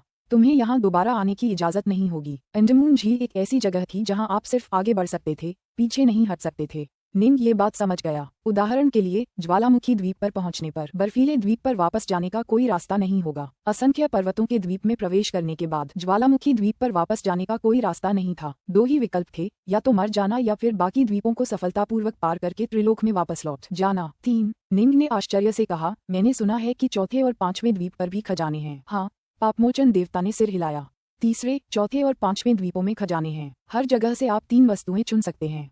इस प्रकार कुल 9 वस्तुएं आप प्राप्त कर सकते हैं। 5वें द्वीप पर पहुंचने के बाद आपको अंडमान झील छोड़ने की अनुमति मिल जाएगी। लेकिन इस अराजकता के चक्र में केवल जुइमिंग नाम का आदमी ही बच पाया। निंग तुरंत सवालों से घिर गया। 3 लोगों की किंवदंतियों में कहा गया है कि बुद्ध जुमिंग 3 खजानों के साथ अंडमान झील से गए थे, लेकिन अब पार्गेटरी गॉड कह रहा है कि वे 9 खजानों के साथ गए थे। ऐसा लगता है कि 6 खजाने हैं जिन्हें बुद्ध जुइमिंग ने सार्वजनिक नहीं किया है। निंग ने मन ही मन सोचा, मेरे पीछे आओ। वे लगभग 10 लाख किलोमीटर परिधि वाले छोटे से द्वीप से होकर गुजरे। लाखों किलोमीटर की यात्रा करके एक झील तक पहुंचने में उन्हें बस कुछ ही समय लगा। रूई सोलस्नेक शटल ने यहाँ महासागरों के ऊपर जितनी लंबी दूरी तय की थी, उसकी तुलना में ये द्वीप वास्तव में एक छोटा सा द्वीप ही था। द्वीप की झील धुंध से ढकी हुई थी, जिससे अन्य लोग उसे स्पष्ट रूप से नहीं देख पा रहे थे। बिखर जाओ। पापमोचन देवता ने अपना हाथ हिलाया, जिससे सारा कोहरा छट गया और झील प्रकट हो गई। झील वास्तव में 9 अलग अलग क्षेत्रों में बटी हुई थी। एक क्षेत्र अविश्वसनीय रूप से गर्म 9 फायर लावा से भरा था, जिसके ऊपर एक गहरे लाल रंग का हिम कमल खिल रहा था। एक अन्य क्षेत्र बर्फीले आइस हॉट पिथ की धीमी बहती नदियों से भरा था और पिथ के ऊपर रत्न जैसे आइस हॉट लीफ का एक समूह उग रहा था। एक क्षेत्र कई प्रकार की बहुमूल्य औषधीय जड़ी बूटियों से भरा भी था, जो सभी जीवन ऊर्जा से भरपूर थीं। इन बहुमूल्य जड़ी बूटियों ने एक जैड हरे फल को जन्म दिया था जो उनके ऊपर तैरता हुआ प्रतीत हो रहा था। अग्नि, बर्फ, अंधकार, जीवन, मृत्यु के 9 क्षेत्र। एक अदृश्य संरचना ने इन 9 क्षेत्रों को एक साथ परिपूर्ण तरीके से जोड़ दिया। अरे, आइस हॉट पिथ, 9 फायर लावा, इस जगह पर वाकई दोनों हैं। निंग की धड़कनें तुरंत तेज हो गईं। अब वह उत्साहित हो गया। उसे उम्मीद नहीं थी कि उसे आइस हॉट पिथ, जिसे वह बहुत चाहता था, यहीं तीसरे द्वीप पर मिल जाएगा। बुद्ध जुइमिंग ने जो खजाने सार्वजनिक किए थे, वे सब असल में यही हैं। निंग ने तुरंत इसके पीछे का कारण समझ लिया। लगता है बुद्ध जुइमिंग ने चौथे और 5वें द्वीपों पर अर्जित किसी भी खजाने को सार्वजनिक नहीं किया। कोई भी बता सकता था कि बाद के द्वीपों पर मौजूद खजाने और भी ज्यादा मूल्यवान और उपयोगी होंगे। चुन लो। निंग को अचंभित होते देख पापमोचन देवता ने निंग से जल्दी करने का आग्रह किया। यहाँ 9 प्रकार के खजाने हैं, तुम उनमें से 3 चुन सकते हो। 9 प्रकार के खजाने। निंग चौंक गया। कुल 9 क्षेत्र थे। आइस हॉट पिथ क्षेत्र के ऊपर एक आइस हॉट लीफ उग रहा था। हालांकि आइस हॉट लीफ कीमती था, लेकिन बहते हुए आइस हॉट पिथ की विशाल मात्रा भी निंग को बहुत पसंद थी। क्या मैं आइस हॉट पिथ चुन सकता हूँ? निंग ने अचानक पूछा। आइस हॉट पिथ। निंग की ओर देखते हुए पार्गेटरी देवता ने भौहें चढ़ाईं। आइस हॉट पिथ के ऊपर आइस हॉट लीफ क्रिस्टलीकृत होते हैं। तुम्हें पत्ती चुननी चाहिए। पत्ती पिथ का क्रिस्टलीकृत सार है। सभी 9 क्षेत्रों में कुछ चीजों का क्रिस्टलीकृत सार होता है। तुम्हें उन्हें चुनना चाहिए। लेकिन मुझे आइस हॉट पिथ चाहिए। क्या मैं इसे ले सकता हूँ? निंग ने पूछा। उसे आइस हॉट लीफ तो चुनना ही था, लेकिन आइस हॉट पिथ का क्या? पापमोचन देवता ने भौहें चढ़ाईं। बर्फहृदय गूदा ही आधार है, क्योंकि यह मौजूद है। बर्फहृदय पत्ता उग सकता है। एक बर्फहृदय पत्ता तोड़ने के बाद लंबे समय के बाद और भी उगेंगे। तुम बर्फहृदय पत्ता चुन सकते हो, लेकिन नीचे का बर्फहृदय गूदा मैं तुम्हें कैसे दे सकता हूँ। पुस्तक 20 अध्याय 16 बर्फ की आग का निर्माण। जी निंग का दिल तुरंत ही दब गया। क्या आइस हॉट पिथ पत्ते की नींव थी? गूदा खत्म हो जाने के बाद भविष्य में कोई पत्तियां नहीं होंगी। परगेटरी देवता ने निंग की ओर देखा। कई अन्य स्वर्ग देवता असंख्य पर्वतों के द्वीप में प्रवेश करेंगे। मैं तुम्हारी वजह से किसी एक खजाने को गायब नहीं होने दे सकता, लेकिन मैंने सुना है कि जो व्यक्ति चला गया जुइमिंग, उसे एक आइस हॉट लीफ से अधिक दिया गया था। निंग ने अचानक कहा। ओह! पापमोचन देवता का चेहरा थोड़ा बदल गया। उन्होंने धीरे से धिक्कारते हुए कहा, धिक्कार है उस जुमिंग पर। उसे खजानों के बारे में इतना बड़बड़ाने की क्या जरूरत थी? हाँ, तुम्हारी बात सही है। परगेटरी गॉड ने निंग की ओर देखा। जुइमिंग बहुत पहले अंडमान झील में प्रवेश कर चुका था। वह एक ही प्रयास में मायरियड माउंटेन द्वीप तक पहुंचने में सफल रहा था, और यहाँ तक पहुंचने वाला वह केवल दूसरा व्यक्ति था। उस समय वहाँ बहुत सारे आइस हॉट लीफ थे, इसलिए उसे 12 देने से कोई खास फर्क नहीं पड़ता था। लेकिन जैसे जैसे समय बीतता गया, इस स्थान पर प्रवेश करने वाले सभी एम्पायरियन देवता शांत और शक्तिशाली होते गए। उनमें से और भी अधिक मायरियड माउंटेन द्वीप में प्रवेश कर गए, और परिणामस्वरूप यहाँ संग्रहित खजाने की मात्रा कम होने लगी। इसीलिए इनाम को एक पत्ती में बदल दिया गया। चूंकि आप भी पहली कोशिश में ही यहाँ तक पहुँच गए हैं, अगर आपको 12 पत्ते चाहिए तो मैं आपको दे दूंगा। पापमोचन देवता ने अपना हाथ हिलाया। फुफकार। तुरंत आइस हॉट पिथ क्षेत्र में लहरें उठने लगीं, मानो किसी प्रकार का प्रतिबंधात्मक जादू अभी अभी समाप्त हुआ हो। एक के बाद एक थालियां दिखाई देने लगीं, जिनमें से प्रत्येक में एक आइस हॉट पत्ता था। विशाल आइस हॉट पिथ क्षेत्र में कम से कम 10,000 पत्ते होने चाहिए थे। इतने सारे! निंग चौंक गया। क्या ऐसा है? अगर हर एक दैवी देवता 12 पत्ते हटा दे तो 1000 पत्ते 10,000 से ज्यादा पत्तों पर कब्जा कर लेंगे, है ना? परगेटरी देवता ने घुराघुराहट के साथ कहा। मुझे इन खजानों के साथ संयम बरतना होगा। मैं तुम्हें 12 पत्ते देने को इसलिए तैयार हूँ क्योंकि तुम अपनी पहली यात्रा में ही बिना किसी असफलता के यहाँ पहुँच गए। 12 पत्ते कोई समस्या नहीं होंगे, लेकिन आइस हॉट पिथ, यही तो नींव है। इसके बारे में भूल जाओ। निंग समझ गया। ये सभी आइस हॉट पत्तियां उससे पहले वाले आइस हॉट पिथ से आई थीं। पिथ हासिल करना बेहद असंभव था। दरअसल निंग ने अचानक कहा, मुझे बस थोड़ी सी आइस हॉट पिथ चाहिए। मान लीजिए कुछ दर्जन वर्ग मीटर, कुछ दर्जन वर्ग मीटर। पापमोचन देवता ने घूर कर देखा। तुम इसे छोटी राशि कहते हो? निंग के दिल में खुशी की लहर दौड़ गई। पापमोचन देवता के रवैये को देखते हुए यहाँ स्पष्ट रूप से कुछ सौदेबाजी की गुंजाइश थी। यहाँ आइस हॉट पिथ कई वर्ग किलोमीटर में फैला है, कुछ दर्जन वर्ग मीटर तो कुछ भी नहीं है, निंग ने जल्दी से कहा। परगेटरी गॉड के चेहरे पर भाव देखकर निंग समझ गया कि वह शायद ही सहमत होगा। निंग ने तुरंत कहा, सिर्फ 30 वर्ग मीटर। क्या तुम जानते हो कि आइस हॉट पिथ कितनी गहराई तक जाता है? परगेटरी गॉड ने समझाया, ये लगभग 90 मीटर गहरा है। तुम लगभग 2700 घन मीटर गहराई चाहते हो? बिल्कुल असंभव। बस 9 मीटर गहरा और 9 मीटर लंबा, निंग ने जल्दी से कहा। बस इतना ही चाहिए। पापमोचन देवता ने भौहें चढ़ाईं। बस थोड़ा सा आइस हॉट गूदा और एक आइस हॉट पत्ता। निंग ने परगेटरी गॉड की ओर देखा। मैं बाकी कोई भी खजाना नहीं लूंगा। पहले आपने कहा था कि मैं अपनी पसंद के 3 खजाने ले सकता हूँ। मुझे बस थोड़ा सा आइस हॉट गूदा और एक आइस हॉट पत्ता चाहिए। 9 मीटर। पापमोचन देवता ने निंग की ओर झिझकते हुए देखा। निंग ने उसकी ओर देखा। ठीक है। पापमोचन देवता ने सिर हिलाया। चूंकि तुम पहली ही कोशिश में यहाँ तक पहुँच गए, और चूंकि 9 मीटर का पूरी नींव पर कोई असर नहीं होगा, पहले मैंने तुमसे कहा था कि तुम 3 खजाने चुन सकते हो। अब तुम्हें सिर्फ एक आइस हॉट लीफ और थोड़ा आइस हॉट पिथ चुनने की इजाजत होगी। निंग बहुत खुश हुआ। क्या तुम्हारे पास इसे रखने के लिए कोई खजाना है? परगेटरी गॉड ने निंग की ओर देखा। निंग ने झट से एक हरे जैड की बोतल निकाली। परगेटरी गॉड ने सिर हिलाया, फिर हाथ हिलाया। एक अदृश्य हाथ ने आइस हॉट पिथ में एक छोटा सा गड्ढा खोदकर एक गोलाकार भाग बना दिया जो 9 मीटर लंबा और 9 मीटर गहरा था।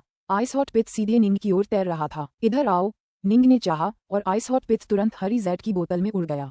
उसने उसे एक डार्ट से बंद कर दिया, फिर हाथ हिलाकर अपनी ओर उड़ रहे आइस हॉट पिथ को भी इकट्ठा कर लिया। तभी निंग ने राहत की सांस ली। आखिरकार उसे कामयाबी मिल ही गई। सच तो ये है कि निंग को यहाँ के बाकी खजानों में कोई खास दिलचस्पी नहीं थी। वह न तो कोई कलाकृतियां बनाने वाला था, न ही गोलियों को परिष्कृत करने वाला, और न ही उसके पास इन चीजों का इस्तेमाल करने का कोई और हुनर था।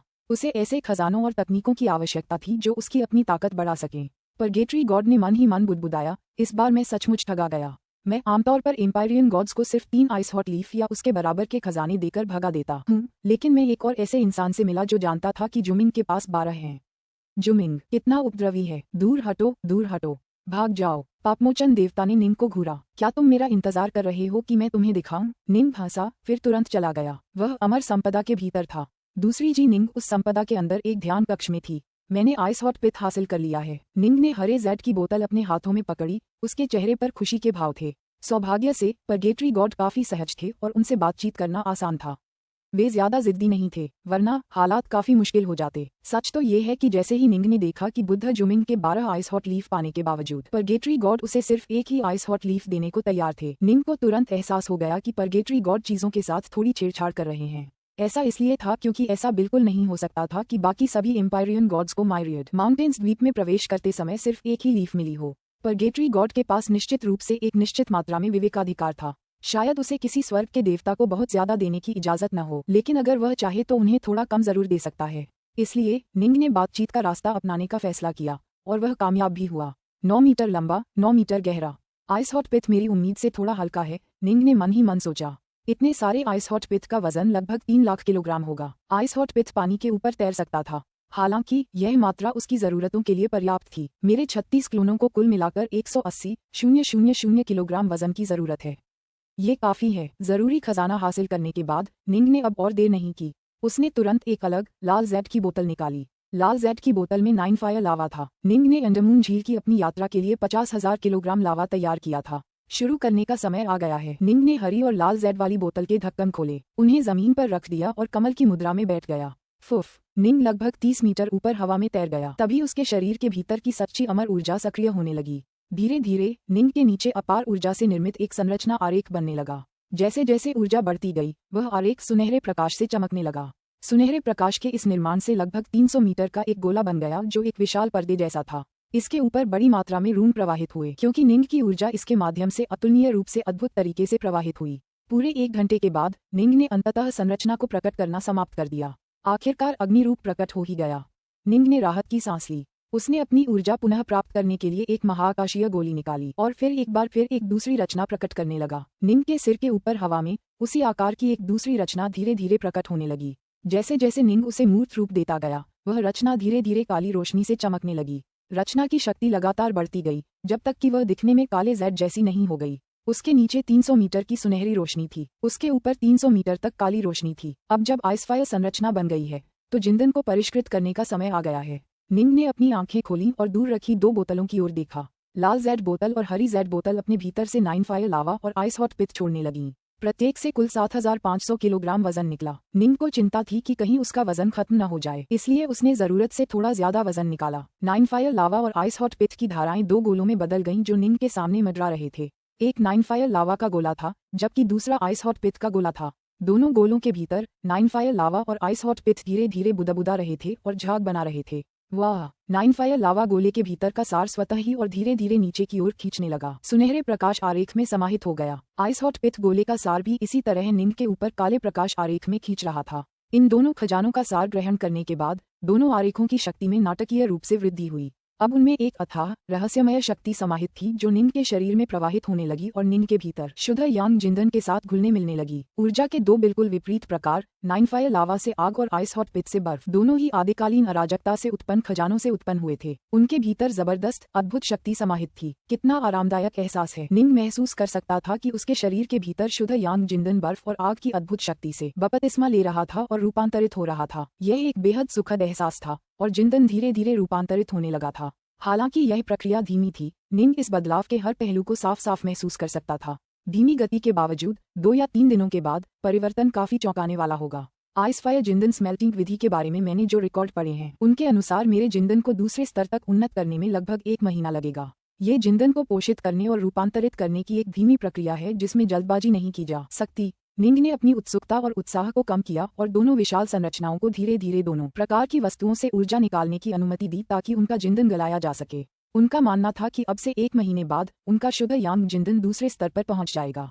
वे दावफादर स्तर की शक्ति में आधा कदम आगे बढ़ जाएंगे। यह एक गुणात्मक परिवर्तन था, एक मौलिक परिवर्तन। एक बार जब उनका जिंदन रूपांतरित हो जाएगा, तो जिंदन के भीतर की आत्मा भी तीव्र गति से सशक्त हो जाएगी। मैं 1 महीने तक इंतजार करूंगा। एक क्लोन को आइस फायर जिंदन स्मेल्टिंग विधि में प्रशिक्षित किया गया, जबकि दूसरे ने छोटे द्वीप को छोड़ दिया और बड़े द्वीप मायरियड पर्वत द्वीप पर पहुंच गया।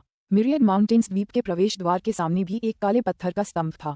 इस पर आग की लपटों का एक चित्र बना हुआ था। ज्वालामुखी द्वीप के सामने लगे पत्थर के स्तंभ में स्नोफिएंट की दंत कलाएं समाहित थीं।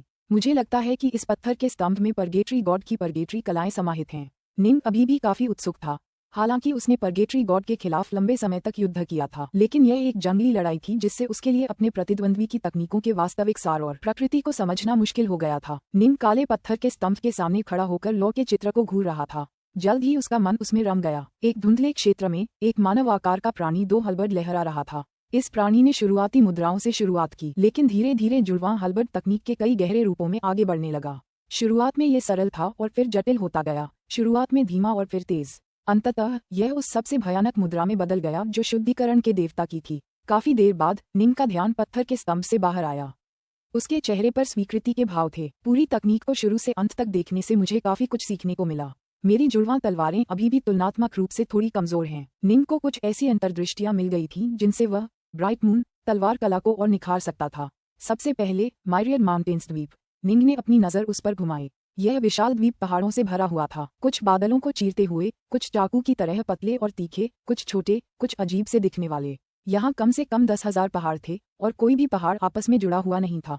10,000 से ज्यादा अकेले पहाड़ देखना वाकई एक अजीब नजारा था। मुझे आश्चर्य है कि इस द्वीप पर कौन से स्वर्ग के देवता हैं। निंग तुरंत द्वीप की गहराई की ओर चल पड़ा। पुस्तक 20 अध्याय 17 मृत्यु तक अथक। परगेटरी गॉड ने जो कहा था उसके अनुसार इस द्वीप का नाम मैरियड माउंटेन्स आइलैंड है। जी निंग मुस्कुराया। उसके साथ साथ ड्रैगन गॉड और एम्पायरियन गॉड रफपीक भी थे। मैरियड माउंटेन्स आइलैंड, बुरा नहीं, बुरा नहीं। एम्पायरियन देवता टायरानो ड्रैगन अपनी बड़ी बड़ी कांसे जैसी आंखों से आसपास के इलाके को घूर रहा था। ये पहाड़ ऐसे भालों की तरह हैं जो आसमान की ओर चुभ रहे हैं। दिलचस्प, दिलचस्प। मैरियड माउंटेन्स आइलैंड, कितना अच्छा नाम है। रफपीक अपने सामान्य, सहज, शालीन व्यवहार में लौट आया था। अपने आसपास के माहौल को देखते हुए उसने प्रसन्नता से कहा, मुझे उम्मीद नहीं थी कि मैं तीसरा द्वीप इतनी जल्दी देख पाऊंगा। मैंने सोचा था कि मैं सिर्फ दूसरा द्वीप देखकर ही संतुष्ट हो जाऊंगा। हाँ, शायद कनिष्ठ प्रशिक्षु भाई डार्कनॉर्थ, तुम एक ही कोशिश में पूरा रास्ता तय कर पाओगे। हो सकता है वह ऐसा करे। भाई डार्कनॉर्थ, हम आप पर विश्वास करते हैं। वे सब जोर से हंसने लगे। हालांकि निंग ने कोई शेखी बघारने की हिम्मत नहीं की। वे 9 लोग एक साथ आगे बढ़े। हालांकि द्वीप काफी बड़ा था, फिर भी वे अपनी स्थानिक संपीड़न तकनीकों की बदौलत जबरदस्त गति से आगे बढ़ पाए। थोड़ी देर चलने के बाद वे लाखों किलोमीटर की यात्रा कर चुके थे। उन्हें दूर से हंसी और मजाक की आवाजें धुंधली सी सुनाई दे रही थीं। इससे निंग और बाकी 9 लोग उत्सुकता से एक दूसरे को देखने लगे। ऐसा लगता है जैसे यहाँ बहुत सारे लोग हैं। चलो चलकर देखते हैं। वे तुरंत आवाजों की दिशा की ओर बढ़े और जैसे जैसे वे नजदीक पहुंचे आवाजें स्पष्ट होती गईं। बहुत बढ़िया, बहुत बढ़िया। बड़े भाई फेयो, आपका गाना बहुत बढ़िया था। मुझे भी गाने दो। अंडमान झील कितनी सचमुच बेफिक्री है। बढ़िया शराब पीना कितना उत्तम है। कोई चिंता नहीं, कोई चिंता नहीं। मैं एक झपकी ले लूंगा और तब तक सोता रहूंगा जब तक मैं जाग न जाऊं। कर्कश कर्कश आवाज बिजली की तरह गूंजी, एक खास लय और लय के साथ। ये सुनकर निंग पलकें झपकाए बिना नहीं रह सका। ये गायन था। कितना भयानक गाना है। जल्द ही निंग और बाकी 9 लोग उस जगह पहुंच गए जहां से आवाजें आ रही थीं। उन्होंने देखा कि एक सुनसान जंगली इलाके में एक अलाव जल रहा था और जानवरों के मांस के चमड़ी उतारकर उसके ऊपर भूने जा रहे थे। मांस से ढेर सारा चमकता हुआ तेल टपक रहा था जो आग की लपटों में गिर रहा था और चटचटाहट की आवाजें निकाल रहा था।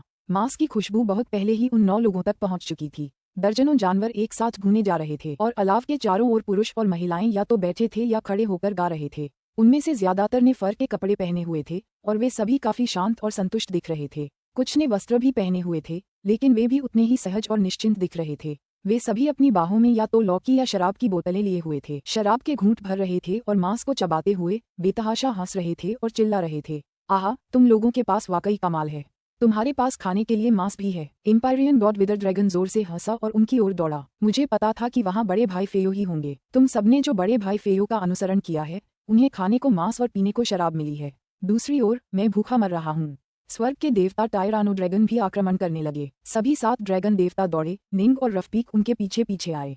यहाँ इतने सारे स्वर्ग के देवता क्यों हैं? निंग मन ही मन चौंक गया। उसने देखा कि लगभग 100 स्वर्ग के देवता मौजूद थे। 7 ड्रैगन देवता, आप सब आखिरकार आ ही गए। तुम सातों ने ज्वालामुखी द्वीप पर इतनी देर तक इंतजार करने की जिद की और कहा कि तुम यहाँ पहुँचने के लिए खुद पर भरोसा करोगे।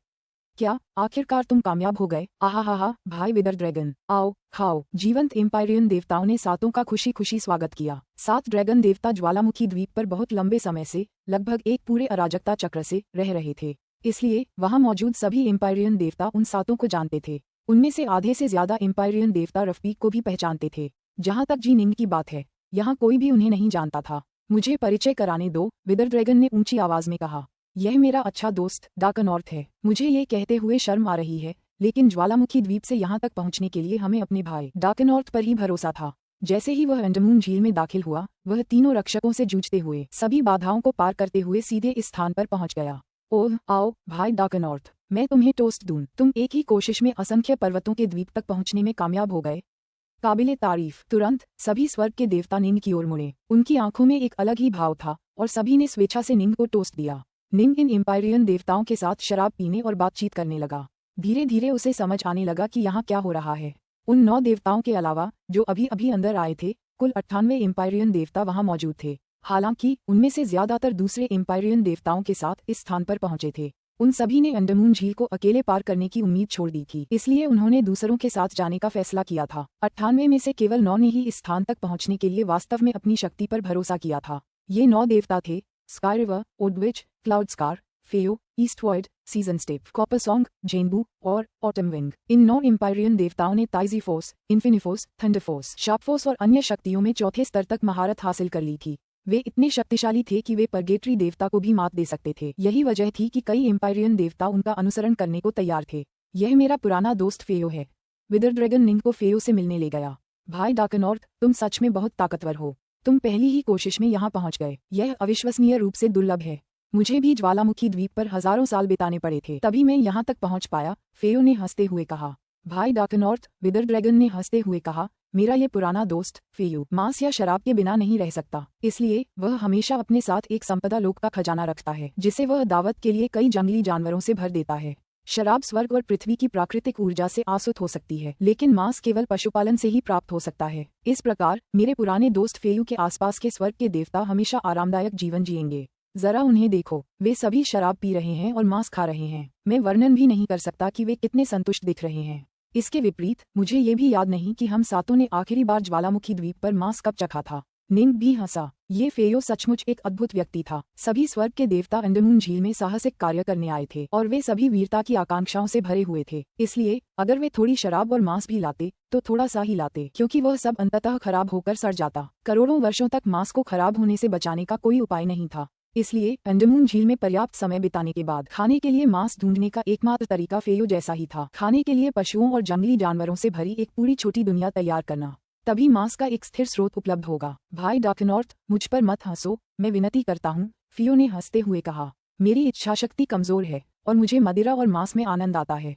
मैं अपनी साधना में कोई प्रगति न कर पाने की स्थिति को सहन कर सकता हूँ, लेकिन मदिरा और मांस के बिना मैं बिल्कुल नहीं रह सकता। न खाने को न पीने को। अगर ऐसा है तो अमरता का क्या मतलब है? 3 लोकों में भी मैंने तुम्हारा मशहूर नाम सुना है, बड़े भाई फेयो। दरअसल आजकल तुम्हारा एक उपनाम भी है, मरने तक अथक, निंग ने हंसते हुए कहा। मरने तक अथक? फेयो ने घूर कर देखा, फिर जोर से हंसने लगा। ठीक है, मरने तक अथक। पास खड़े विदर ड्रैगन ने सिर हिलाया। इस बच्चे ने सच में कहा था कि वह शराब पीना और मांस खाना तभी छोड़ेगा जब वह मर जाएगा, इसीलिए इसका उपनाम मरने तक अथक रखा गया था। काफी देर तक खाने पीने के बाद स्वर्ग के देवता 2 समूहों में बंट गए। एक समूह उन 10 लोगों से बना था जो अपनी शक्ति से यहाँ पहुंचे थे, जिनमें जी निंग भी शामिल थी, और दूसरा समूह बाकी सभी लोगों से बना था। निंग ने अपने सामने खड़े 9 लोगों को देखा। उनमें से 7 नुवा एलायंस के थे, जबकि बाकी 2 संभवतः सीमलेस गेट के थे। आदिकाल में प्रवेश करने वाले सभी लोग नुवा गठबंधन के सदस्य थे। बाद में 3 लोगों के युग में जब माता नुवा के जाने के बाद सभी राक्षसों के स्वामी वापस आए, तब सीमलेस गेट के अमर और राक्षस भी इस स्थान में प्रवेश करने लगे। इस प्रकार अंडमान झील में सीमलेस गेट के सदस्यों की संख्या स्वाभाविक रूप से बहुत कम हो गई। लगता है वे सब एक दूसरे के बहुत अच्छे दोस्त हैं। निंग ने मन ही मन सोचा, अगर उन्हें बाहर चल रहे तूफान के बारे में पता होता तो शायद वे अब जितने दोस्त हैं उतने कभी नहीं रह पाते। वे एक दूसरे के साथ भाइयों जैसा व्यवहार करते हैं, कोई भी बात छिपाते नहीं। तीसरे द्वीप पर नुवा एलायंस के सदस्य और सीमलेस गेट के सदस्य एक दूसरे के प्रति कितने मैत्रीपूर्ण थे। इस वजह से निंग, रफपीक और 7 ड्रैगन देवताओं ने अस्थायी रूप से बाहरी युद्ध की जानकारी छिपाने का फैसला किया। बाकी किसी को भी युद्ध के बारे में पता नहीं था और यहाँ अंडमान झील में उन्हें तुरंत इसके बारे में बताने की कोई जरूरत नहीं थी। भाई डार्कनॉर्थ, पंखों वाले एम्पायरियन देवता ऑटमविंग ने कहा, हम 9 लोग आपको इसलिए ढूंढ रहे हैं क्योंकि हमें आपको कुछ बताना है। अरे, निंग हैरान रह गया। उसने तुरंत ध्यान से सुनना शुरू कर दिया। अगले द्वीप का रास्ता बेहद खतरनाक है और ये दहशत से भरा है। हालांकि मायरियर माउंटेन्स द्वीप ज्यादा सुरक्षित है और वहाँ पहले 2 द्वीपों की तरह कोई सहस्राब्दी आक्रमण नहीं है। ऑटमविंग ने निंग की ओर देखा। लेकिन अंडमान झील हमें यहाँ हमेशा शांति और सुकून से रहने नहीं देगी। आखिरकार अंडमान झील बेकार लोगों को पालने की जगह तो नहीं है। निंग ने सिर हिलाया। आमतौर पर मायरियर माउंटेन द्वीप पूरी तरह से सुरक्षित है। 100 करोड़ सालों में भी एक भी खतरनाक घटना घटित होना दुर्लभ है। लेकिन जब भी कोई नया एम्पायरियन देवता द्वीप में प्रवेश करेगा ऑटमविंग ने निंग की ओर देखा। तब अंडरमून झील पर एक भयानक विपत्ति आ पड़ेगी। कोई विपत्ति? निंग हैरान था। पास ही खड़े एम्पायरियन देवता ओडविच ने आंखें सिकोड़ लीं। उन्होंने भारी आवाज में कहा, ठीक है, एक विपत्ति। जब भी कोई नया एम्पायरियन देवता आएगा, विपत्ति भी जल्द ही आएगी। अब से कुछ ही समय बाद राक्षसों की एक सेना अंडरमून झील पर उतरेगी। जब ऐसा होगा तो हम 10 लोगों के पास उनसे युद्ध में भिड़ने के अलावा कोई विकल्प नहीं होगा। जहां तक दूसरे एम्पायरियन देवताओं की बात है, वे युद्ध में भाग लेने के योग्य नहीं हैं क्योंकि हम उन्हें यहाँ लाए हैं। अगर वे युद्ध में भाग लेंगे तो वे अंडरमून झील को क्रोधित कर देंगे और वे सब मर जाएंगे। निंग ने सिर हिलाया, फिर उत्सुकता से पूछा, राक्षसों की सेना? इससे पहले तुम्हारा सामना एक यक्ष और एक हिमदैत्य से हुआ था। ये सभी राक्षस माने जाते हैं। हालांकि हमारा सामना ऐसे ही राक्षसों से बनी एक पूरी सेना से होगा। ओडविच ने आगे कहा, एक सेना हमला करेगी और केवल हम 10 लोगों को ही बचाव का अधिकार है। ये सचमुच जानलेवा युद्ध होगा और अतीत में हमारे बीच आमतौर पर मौतें होती रही हैं। वास्तव में एक बार तो 4 स्वर्ग के देवता मर गए थे। ऐसा केवल एक बार हुआ है जब हम में से कोई भी नहीं मरा। इस तरह अगर चीजें वैसी ही होती रहीं जैसी होती हैं तो हम 10 में से 1 या 2 मर जाएंगे। फेयो ने निंग की ओर देखा। हम तुम्हें यह अभी इसलिए बता रहे हैं ताकि तुम मानसिक रूप से तैयार हो जाओ। ठीक है, निंग ने सिर हिलाया। सच तो ये है कि आक्रमणकारी सेना अंडरमून लेक का तरीका है जिससे हम सतर्क रहें और यहाँ मायरियड माउंटेन्स द्वीप पर ज्यादा आलसी और निश्चिंत न रहें। हमें अक्सर लकड़ी के पुल पर जाकर खुद को संयमित करना चाहिए। एम्पायरियन देवता क्लाउड स्कार ने आह भरी। लगातार खुद को संयमित करके और लगातार मजबूत होते हुए ही हम नए एम्पायरियन देवताओं के आने और अपने साथ विपत्ति लाने पर बच पाएंगे। क्लाउड स्कार ने निंग की ओर देखा। भाई डार्कनॉर्थ, क्योंकि हम सभी 10 को अपने कई दुश्मनों से लड़ने के लिए एक साथ काम करना है, इसलिए टीमवर्क बेहद जरूरी है। साथ मिलकर काम करने से पहले हमें ये समझना होगा कि आप कितने मजबूत हैं और आप किसमें कुशल हैं। तभी हम एक अच्छी रणनीति बना पाएंगे। समझ गया? निंग ने सिर हिलाया। हम 9 में सबसे ताकतवर बड़ा भाई फेयो है। हम उसे पहले तुम्हारे साथ मुकाबला करने देंगे। तुम्हें बिल्कुल भी पीछे हटने की जरूरत नहीं है। तुम किन क्षेत्रों में मजबूत हो और किन क्षेत्रों में कमजोर, ये समझकर ही हम साथ मिलकर काम कर पाएंगे। क्लाउड स्कार ने कहा। हा, मैं सच में सबसे ताकतवर नहीं हूँ। क्लाउड स्कार सबसे फुर्तीला है, जबकि झेंबू सबसे खूंखार है। बस मेरे सामने से वार करने की क्षमता सबसे ज्यादा है। फेयो हंस पड़ा। भाई डार्कनॉर्थ, क्या तुम तैयार हो? जैसे ही तुम तैयार होगे, मैं हमला करूंगा।